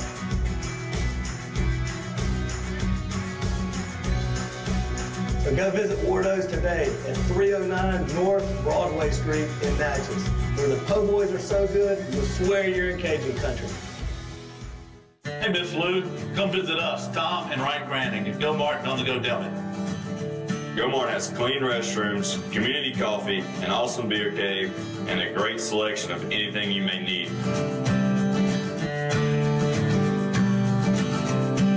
Located at the corner of Highland Boulevard and Highway 61 South in Natchez. Also stop by Wardo's Po' Boys at 309 North Broadway on the beautiful Natchez Bluff, where everyone is family. When it comes to your home, the roof over your head matters. At CAS Roofing, we don't just install shingles, we build peace of mind. With years of experience and a commitment to craftsmanship, our team shows up on time, gets the job done right, and treats every project like it's our own home. Whether it's a repair, a replacement, or a storm damage that caught you off guard, CAS Roofing is ready.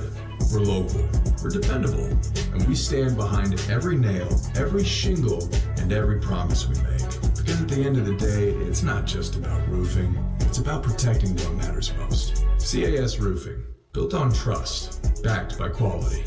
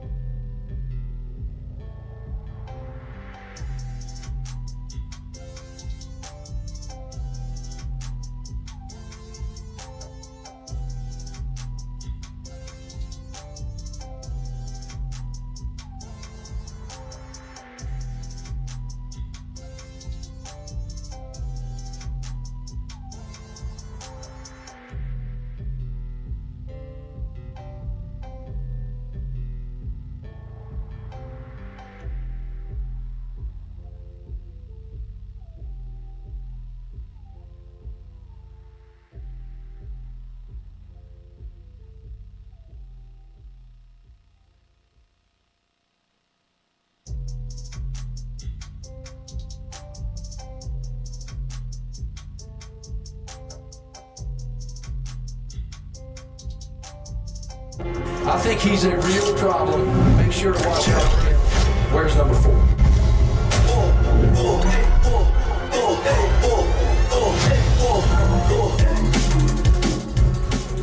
Just all over the SEC raving about the lane. I believe he's the best player in the country.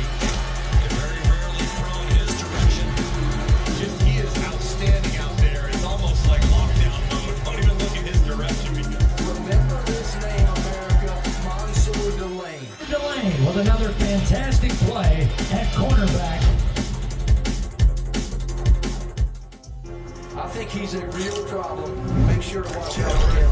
Where's number 4? All right, welcome back. And there was Mansour Delane balling out. LSU put out a really cool video, some of his highlights from the season. And that stirred up the question in my mind.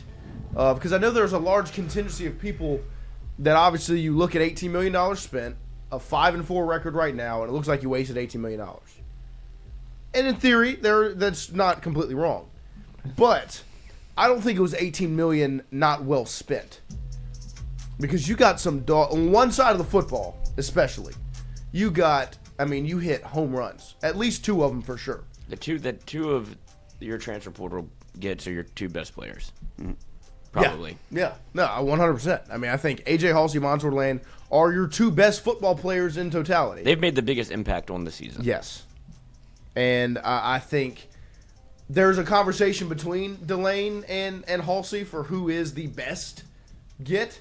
Because I think both of them they've been excellent. Like, legitimate, like, top at their position nationally, conversation-wise. Yeah, Delane's fully played himself into the first round. He's going to be the first corner taken. Right. Cornerback. Yeah, no, well, he's going to be the first corner off the board. And he's very much in the mix for the Thorpe Award because he's been that good. And I think A.J. Halsey is right there. And Bro also said if Halsey runs well, right, then it's... And so that's the question I wanted to open up to the chat, was if the mindset is that the money was well spent or not. Because to me, when you look at on the defensive side of the ball, with A.J. Halsey, Mansour Delane, Pyburn, Tamarcus Cooley, Gooden. Peyton. I mean, like, you spent. Jamari Butler's been good. Mm-hmm. Peyton has flashed. It's none of those guys. You spent money to make your defense go from in the 50 range to top 20. And outside of really one game, they've played like a top 10 defense. Like, really, outside of A&M was the only game. And you were in that game. Right. Because when the dam broke on the defense, that's when the water came in. Those guys have been out there for 95 plays. Right. Every game they're out there for. And now offense. Now this is where a little bit has been left to be desired from some of the transfers. Now I think like Braylon Moore, Josh Thompson. I think there were a lot of issues around them not having a mobile quarterback. The tackle's not playing very well. Some injury stuff. Well, I think some other things going on. A lack of flexibility in terms of the play calling. Right. Right. And then broken. Wide receivers. I think there's disappointment there in a sense, but I don't know if it's all there. It's hard to blame them for it. Like I'm not going to sit here and say Nick Anderson's a bad player or Barryon Brown is a bad player. Bauer Sharp. Swing and a miss. I would say. But he plays a lot. I would say that's probably the biggest portal miss. Him or Thompson. It's not so much a miss as it's a fumble. What? Yeah. Oh. Nice. Oh. But just poke it out. How did you I'm gonna punch it. Why does he play so much? I guess you don't have any. You don't have anybody else. I guess that's what it is. You know, I mean, the fact that he got the ball so much more than Trey's last game. Well, he's always out there. And yeah, it's just I think you put him in a bad spot in terms of expectation and how much how much the offense is relying on him when you have other options. Pieces. Right. But it just feels like they want to run a 2 tight end set and you have 2 tight ends. So yeah. Both out there.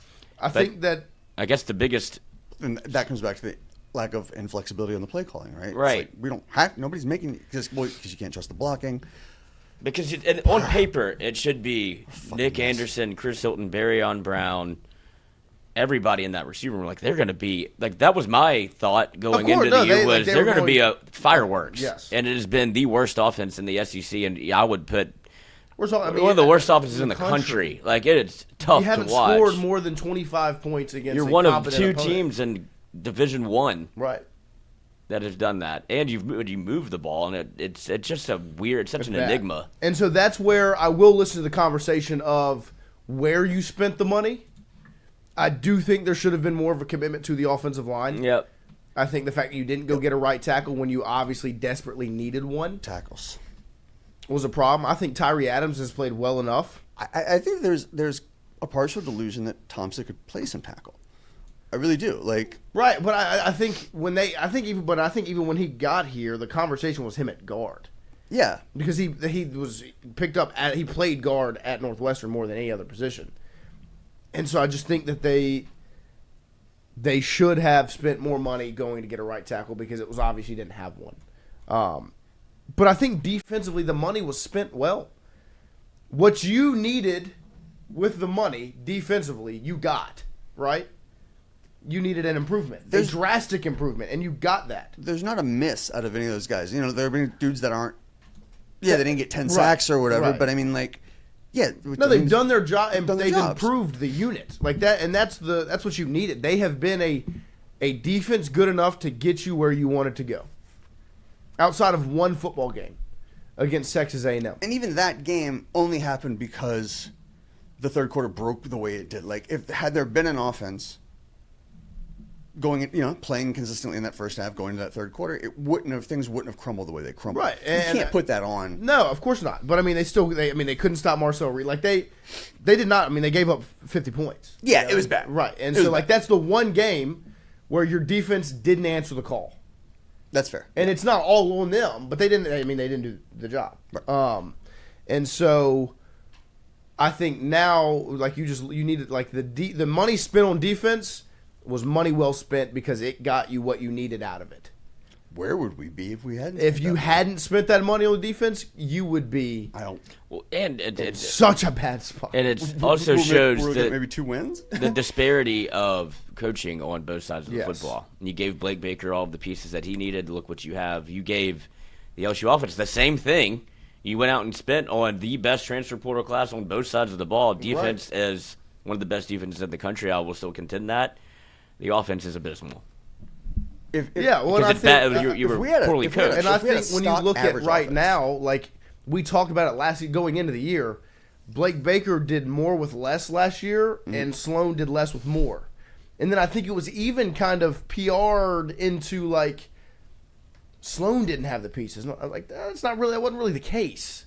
Like maybe he didn't have like this embarrassment of riches that we anticipated this year, where when Lacey and Daniels kind of got shaken up and it fell on Shelton Sampson and he just wasn't able to really get. Like, yeah, I mean, you didn't have anybody that had this burner 4.6 speed. 4.4, 4.6. Anybody? I mean. Well, yeah, I mean that's what you did have. You had 4.6 speed. You didn't have the 4.3, 4.4 speed. Then you went and got it. And he still did less with more. And Blake Baker did more with less, and then more with more. And so, like, that's really like, and that's where this conversation for me, when you look at the coaching hire, it is more important now, coaching is, than ever before. Because you cannot get by on just talent. Because the transfer portal opens windows for other teams, open doors for other teams to get talent. And teams that have been historically bad are better because they now can get better talent.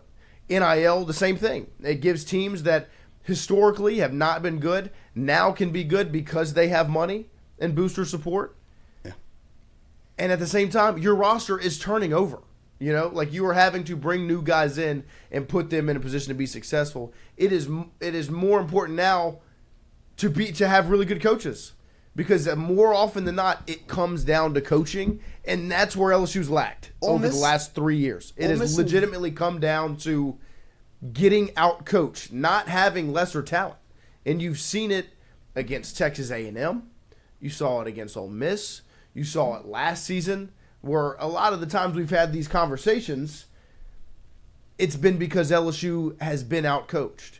The offense had the talent. The offensive line, maybe not quite as good.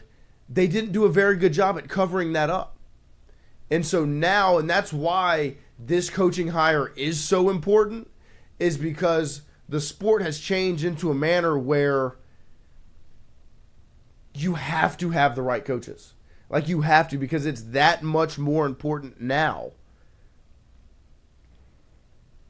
to have them in the right place, because more often than not, it's especially in the SEC, it's going to come down to coaching. You can't beat Vanderbilt off of talent anymore. Roll the ball out there. You know what I mean? Like you can't. Like that's not the sport you live in anymore. I think that's part of the reason why the Saban conversation happened. Somewhat, not that he ever really got out-coached, but like his fastball wasn't really there. It didn't have the same speed on it. He lost a little bit of velocity because he couldn't just roll out a team that was here to your team that was here. Well, the thing he worked his whole life on perfecting. Right, and so now that the conversation had maybe created a little bit more parity, now it falls on coaching more than ever. And so when I look at LSU in this cycle, you have got to get the right guy and also on top of that, the right coordinators. And that's why I think the conversation has shifted from a CEO type of coach to somebody that's committed to one side of the ball or the other. With a vision. Because you need that sort of coaching that can specialize on always giving you an offense or always giving you a defense. And that's why Kiffin, I think, is as lauded as he is because you know what? If you have Lane Kiffin, you're going to have two things. You're always going to have a quarterback, whether it's Jackson Dart, a transfer from USC, or Trinidad Chambliss, a transfer from Division II Ferris State. You'll have a quarterback. You'll always have an offense regardless of the talent because he makes the most out of it. So really, then you just got to check one box. You got to give him a defense. And so it falls now so much on coaching than it ever has before, especially in this conference because you cannot just roll the football out there and win. You can't just punch somebody in the mouth and run through and throw the ball up and have these better athletes because everybody's got better athletes now. The floor at these schools has been raised where literally the term any given Saturday is a real thing. Florida can go upset Texas, but then Texas can turn around and beat a top 10 Oklahoma. And then Auburn can almost upset Georgia and then lose to Kentucky.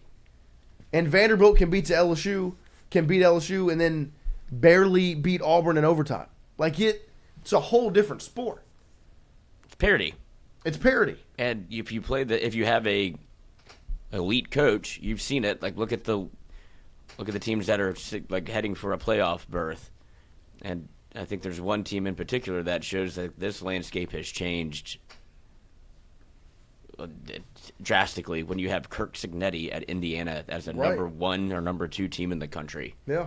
Like when have you ever thought about Indiana football?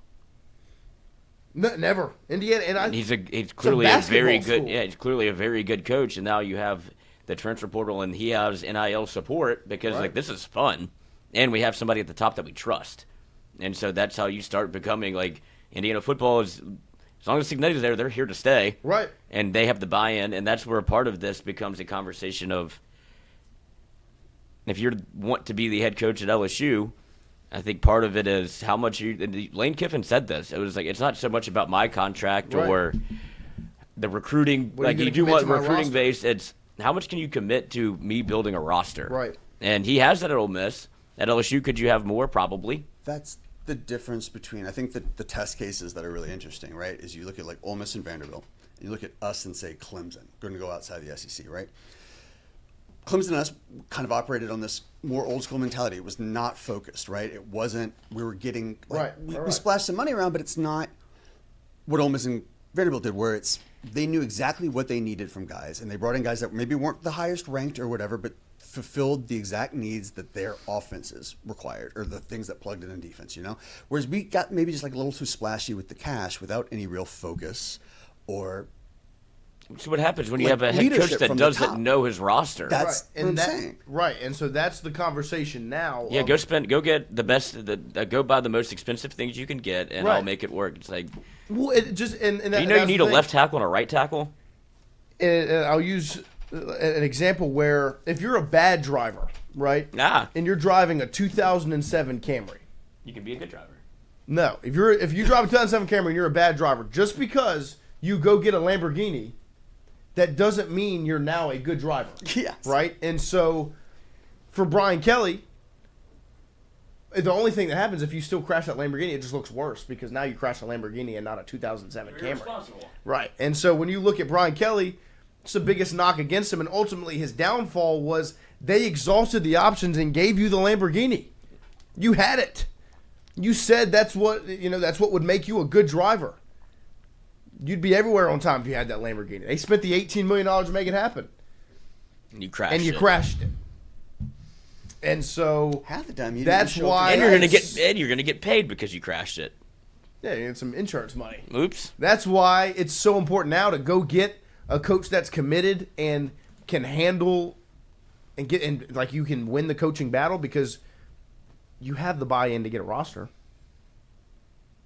You just saw it. They just gave you a roster. I will contend, this roster still, I know they're 5-4, and I know it hasn't worked. From a roster standpoint, should have been good enough.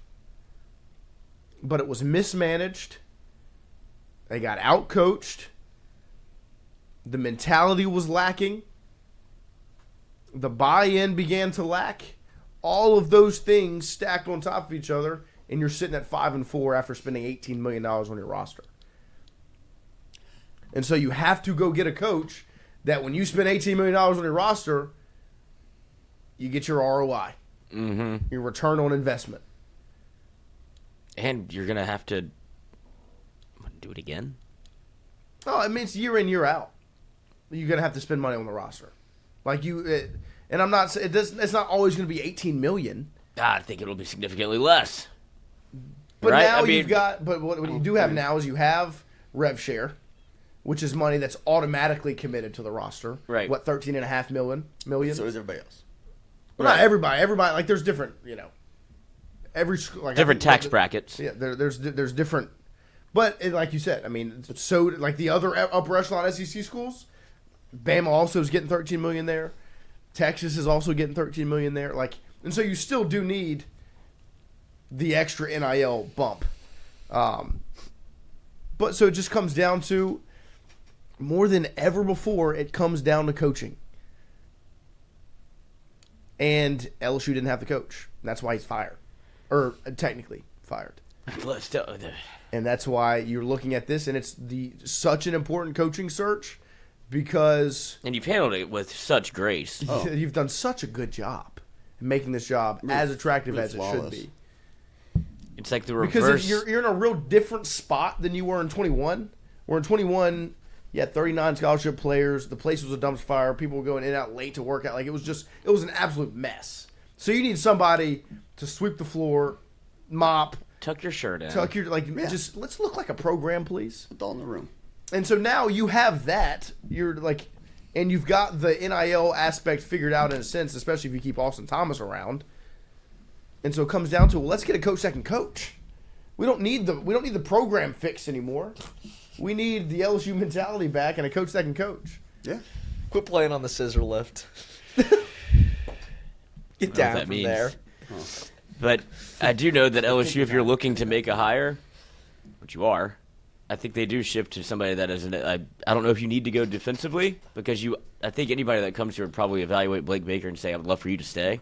But give me. You would love for. Biggest thing is you would probably look and say, "Corey Raymond, you've done a fantastic job, and you're tied at the hip with one of the best players or best up and coming players in America." Same thing with Frank Wilson, and it's unprecedented for somebody to come in and not bring their own staff in, and that's why I think everybody keeps pointing the finger. Lane Kiffin, he fixes all of your problems. He checks the box for working with these guys already. Like he's worked with Frank Thomas, he's worked with Frank Wilson, Frank Thomas, the Big Hurt. I did it too. Yeah, you did. I know. That's an interesting. They look choice similar.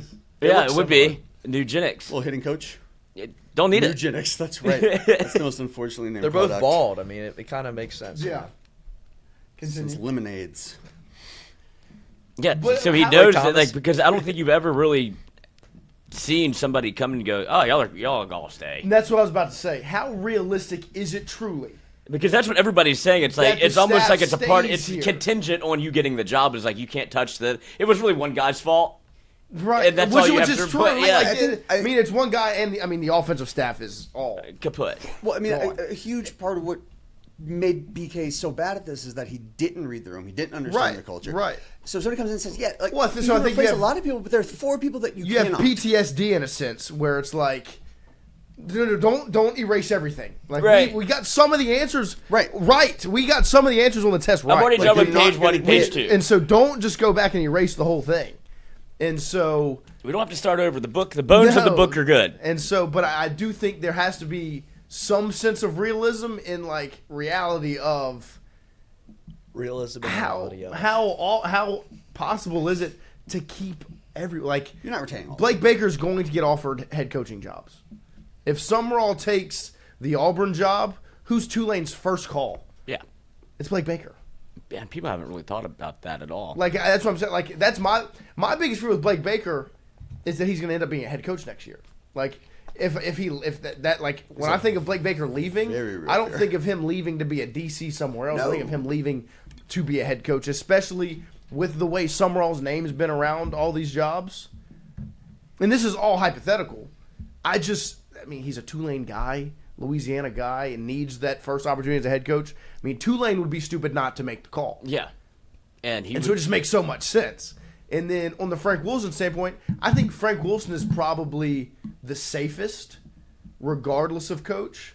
Because, I mean, even Brian Kelly got here and went and I was like, okay, Frank is one. Like, I mean, I don't know. I don't think it was BK that made the move. But, like, Frank came back. Like, that was at least one piece that even BK was, I guess, smart enough in a sense to give that spot to Frank. Even though he didn't make him recruiting coordinator until, a year later. And there's an interesting point in the chat. I don't know how true this is, but it does hold some weight. Seville, I don't know if Lane fixes all of your problems. However, he clearly wanted to be here years ago, but Woodward didn't want him. Is that could be part of the decision to – hey, Woodward obviously was running the shop when I think he brought back Frank Wilson. He brought back Corey Raymond. He brought in Austin Thomas. He's like, all right, I can kind of do this for you. And all of those pieces that are in place were Scott's guys. But if he was so strongly against Lane Kiffin and they're like, look, if you don't want to do this, it might cost you your job. Right. And now he apparently was acting negligible and firing Scott Wood. I mean, he didn't really fire himself, but I guess he did. And Brian Kelly, where it's like, you can't do that. And now it's playing out legally.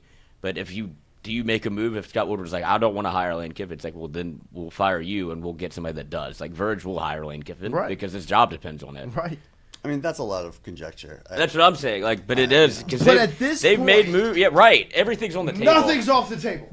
Like that's and I thought I listened to Hunt's show yesterday, and his whole thing was like, I don't know what the legal like I don't know, but what I do know is that this whole thing's a mess. Yeah. Especially from the outside perspective.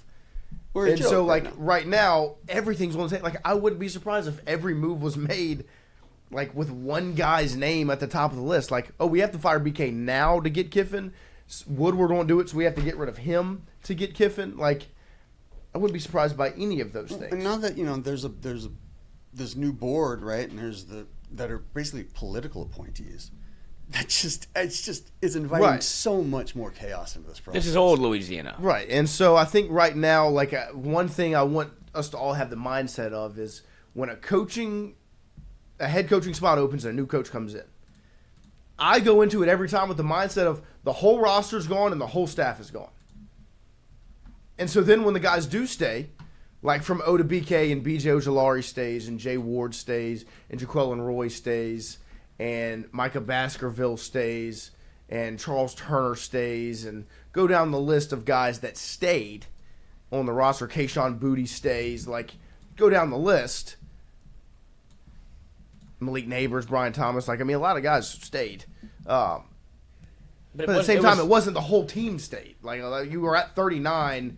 You had guys that left. You had portal entries, but you had guys that stayed that ended up being big pieces of your success. So some guys will stay, but the way that I protect myself is by saying everybody's gone. It's all empty. The ones that stick around, thank God for those.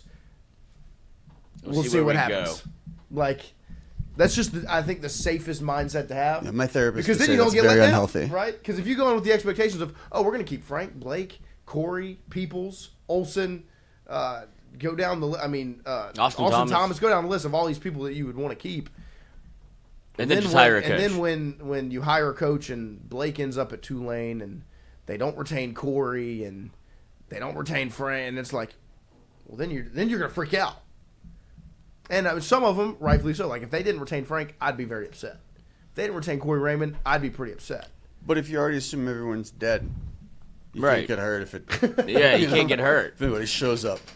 If I already assume you're going to cheat on From me, the then room. it's not going to hurt when you do. That is Yeah, so fucked up. if by the way, It still hurts. Please don't extend that to anything outside of football. Football, no, I'd stick. I'm throwing a party and I expect nobody to be here. Well, it's like taking an exam. If I go into the exam expecting to bomb it and to get an F, It's the Garrett Nussmeier theory. right? Well, that's what we're hoping. Right. Yeah. Whenever I get that C, it feels like an A. That's what I set the bar so low for myself. There you go. If I wake up in the morning, it's a There's win. a lot of unhealthy psychological tendencies happening in this room. Of course. No, I think it's dog That's what mentality. happens with LSU football. Brings out the worst in everyone emotionally. Teaches you how to behave. You know? It does. It does set your We expectations. treat people how to teach us. The LSU football does teach you a lot of Teach life people lessons. how to treat us. It does. There you go. It really does. It teaches you a lot. I hate. Yeah. The reason and this bad. sucks so bad is because we had expectations. Yes, high expectations. Because I remember a time in my life, whenever you saw the 25 next to LSU football, you're like, we're in the top 25? Charles Dickens' Great Expectations. Yes. And now it's going into 2018. That is I a mean, book. 2017 Yeah. LSU I had read it. lost to Good job, Troy, and Mississippi State. They got blown out that year. 37-7. Like it was a rough year in 17. You go into 18, you're ranked 25, yeah. and you're playing Miami, top 10 team, and you win, and you're like, whoa, check us out. Well, we were so. Joe Burrow called an audible. And we're like, what is he doing? Right. And so now, What is that? you're Don't in let the quarterback make a decision. Yeah. Now you're in and the now we have a position- quarterback that makes too many decisions. thinking too much. So Without telling anybody. we appreciate everybody Time joining out. us here on this Thursday morning, hanging out with us, starting every single morning with us. Make sure you like, subscribe, keep getting that subscriber count up, and leave a comment when we shut off today because it definitely helps us reach more and more people. We appreciate everybody that joins the Tingle & Co. crew. And it's time to what? I don't know what he's laughing at, but I got asked a question yesterday. Would you rather know that LSU was going to win a guaranteed national championship, or not know that LSU ever wins a national championship again and continue to ride out the seasons that you live for? The latter. Wait, what is it? She's saying no. Would you rather know for sure going into 2026 Or any year, Or any in the year. future that you're alive? that LSU is going to win the national championship, or would you rather one more time in my entire life on Not Earth? even just one more. You just know that you there's just know a. for sure that's going to happen? Okay. Or would you rather continue the roller coaster ride? No, that it is? no, because I could just bet on it. What? Well, You don't know what I year did it's that. going to happen. No, but you said you would know for sure when You it's just going to bet happen. every year, and then you hope that you. So I'd bet I on want the it, mystery. Right. Right. No, I want to. It takes the fun out of it. The as joy much- of winning a national I take championship. money is over the it's- phone. As much as You don't know what year's going 2012, to happen. You would just bet it every year like I do. right? As much as 2012 to 2018 hurt, like just constantly being let down and the ups and downs of that era. What you went through from I mean, for me personally, because I was younger, what I went through from 2012 to 2018, getting excited, getting a couple of big wins, having to flip the ball over your head against Florida, Getting your Lenny heart just ripped out. running over everybody, and then Nothing you run coming into from it. Bama, and then you run into Bama again, and it made 2019, as special as it was, That much sweeter. that much better, because it was like, Whoa. because still, as great as that team was, I went into watching that game in Tuscaloosa not expecting to win, because I hadn't seen it happen in 8 years. And it your was like the program was- boogeyman once again, like they're going to get us again. And even after we beat them, I thought they were going to backdoor into the playoff, and I was still scared. Yeah. And that team was the greatest team of all time. But it made it that much better in my heart. Because you didn't know. Because I didn't know. So I'm with you. Let's connect athletically. And here's something that I hope we do know.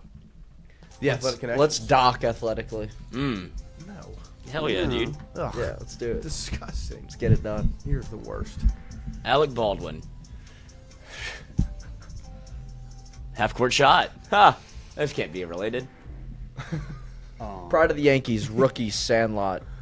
Yeah. And then one more baseball movie. The Natural. Nice. Then you've got Beanbag. flag, whistle, beanbag, Coin. and a coin. Referee That's things. what referees have. They get a lot of fun stuff. They do have a lot of trinkets. Drake London, Drake May, Drake Baldwin. Dog. Drake. I guess Drake Ringer. Hat trick. Oh, Drake Bulldogs. Ah, Lloyd. Yeah. Good job. Good way to save it. Sorry, it's Lloyd, Rick. Yeah, I like that. Because then it's field goal, Smart. half court. These are all worth 3 points. What's a ringer? Couldn't tell you. What's worth 3 points? Oh, horseshoes. Ah. Of course. How do we not know that? Yeah, duh. Olympic You know how many sport. times I've played horseshoes? You know I know that, Lloyd, is because that was in that A Way Out, the co-op game, remember? Where you break out of prison? Oh, yeah. And we were Yeah, well, you did have to throw horseshoes, and then you hit somebody in the head with one. Yeah. Knock his If teeth you out hit and the take thing, them. you get, it's just, I don't know Right why in the that head. stuck. It's amazing how you learn things. Do video games. Yeah. But you it's learn like, so many things so many different ways. like Math Blaster. Hanging out with Lloyd too long. Mm-hmm. You learn a lot. It's true. You also lose a lot, though. It's always an experience, though. That's true. Wow, speaking of experience, Pedro Pascal. Jeez, how do you do And this? then Sarah, who's the woman? Sarah Michelle Gellar. Yes, that is who that is. Wasn't she in Scooby Doo too? Mm-hmm. God, I mean, we just had Fred from Scooby Doo the other day. What Isn't makes that you crazy that that's make- my movie reference? Yeah, it's terrible. I've Well, never- I was a child. Yeah. And I enjoyed the Scooby, in the all live fairness, she action, wasn't in that much. the She live action Scooby Doo Buffy movie the was Vampire awesome. Slayer and that. From Plexico Burris? That feels right. No, not from 96. No, a 96 is early. Who's helmet catch guy? David Tyree. Oh shoot, what was his fucking name? Not AJ Rison, but somebody in that ilk. Ilk? Ilk. You know, in the, In that same vein. yeah. Okay. That I'm type- gonna use that word. I've never heard that word before. Yeah. In that ilk. In that ilk. Amani Toomer. Tumor. I like From that. 96? Yeah, right? That's what I mean. It's not a tumor. His name's in my head, I think. Oh, well, alright. I'm fucking dumb. Currently a threat to qualify for the college football play. LSU. Ooh. Out of the American Athletic Conference, the AAC. Fuck, I don't remember who's in those weird conferences. So the American Conference is, was this Memphis? Is it Cincinnati? South Florida? Cincinnati, but Cincinnati's not. Didn't they go really? They're not a threat right now. Tulsa, Tulane, I mean, I would think the threat to qualify is South Florida, right? UCF. I think this was UCF before- is in like the that Big was- 12 now. Yeah, it's USF. It's got to be USF. They were number 2? I don't know. I don't remember 2007, but everything happened in do. 2007. Yeah, that was a phenomenal. W. I was so drunk. W. Yeah, it was a great year. Along with launching 29 home runs, Reese Hoskins led the Washington National Nationals. League in walks while playing for this team in 2019 Is International. this the Nats? The Nats? 6 years ago? Does he play for him right now? I have no idea. I'm pretty sure it's the Nationals. We'll do it. The Phillies. Oh. We can blame it on Chrissy. Just do it. You want No, Nationals? I don't. I think Phillies. Phillies. Phillies. Yeah. Ha-ha! Nice. when you second guessed that strongly, it alerted me. That you're like Phillies. It's got to be the Phillies. Yeah. Oh, here you go. Oh, War of the Worlds. Ice Cube is in this? God, this is why we needed you back. This is why. I love the movies. And books. The Sound of Refreshment. This beer brand. Clear and bright as mountain air. Coors. Yeah, but, I mean, Yeah. Coors feels right because they have mountains on the can. Yeah. Or Bush. A Silver Bullet. Bush Light. It could be Busch Light. They have a mountain on the can too. That's true too. Shit. Yeah, everybody loves All them. them bears breeding the mountains. They love a mountain. They love a mountain Shit beer. fire.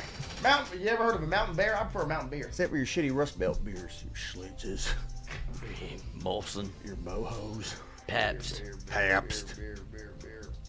Bush says Seville. I think it's Bush, yeah. Bush Love Light. Bush. You tried to get you see Yeah, Coors is the right. obvious one. Coors right, Ah. right, Silver Bullet. People all over the world. This acclaimed Nickelodeon cartoon from 2005, 2008, set in the universe where people can manipulate elements like, Avatar. Avatar. Avatar. That's a Nickelodeon. The Last Airbender. Come on. Yeah. I mean, Last Airbender I can was. that's what you should do. You should have done the Avatar cut. Who is Not in full this? Stella Got Her Groove Back starred what actress in the lead role as Stella? I want to say it's Angela Bassett. We will do that. Did Stella get her groove back? Yes. Yeah. It was Angela She Bassett. got her groove back. Jonathan's got his groove back. I do. That's right. Finally. Both charting on the Billboard in the year Hot 100 of 2008. This winner and runner-up of American Idol Season 7 Philip were Phillips. both named David Cook and David Gerard. Goggins. Stay hard. Who's going to carry the boats and the logs? 17. David, 18. You don't know me, son. You don't know me, son. Dude, that hits so hard before a workout. You don't know me, son. He's weird. No, he's awesome. He's hard. Yeah, if being really good at working out is weird, then he's No, weird. you know the gym really that I like. weird. I like the Oh, you like the gym in In the Diamond office. Gym? Is that what it's called? The one where they just go crazy. Oh, Archuleta. That's my favorite. That video is excellent. They're like, if Nice. if you close your Open your eyes! You open your eyes! 20 push-ups. Like, whoa. Wear a hoodie, 20 push-ups. Well, you two were talking gyms. We went 13-13. There you go. There we go. 13 for 13. Good day. We appreciate everybody hanging out with us this morning. We will be back tomorrow morning, 7 to 9 a.m. on a Friday morning on LSU versus Arkansas Eve as the Tigers kick off in the morning on Saturday. Let's get to football. Let's get back to football. Also, you're talking gyms. Don't be afraid to check out F45. Come on now. 7-day trial for only $29. Let them know. Book a class now. Come with me to City Square. See me at Yeah, 12. maybe you'll see Lloyd. I'll be there this afternoon. Who wouldn't want to see Lloyd at the gym? Tuesday, Thursday. Time to get swallowed, brother. He's the one who's constantly erect. It's Yeah. awful. What? It's a safe We'll see you space. tomorrow morning, 7 to 9 a.m. Then I get in the cold tub. Tries to hide it in the compression shorts.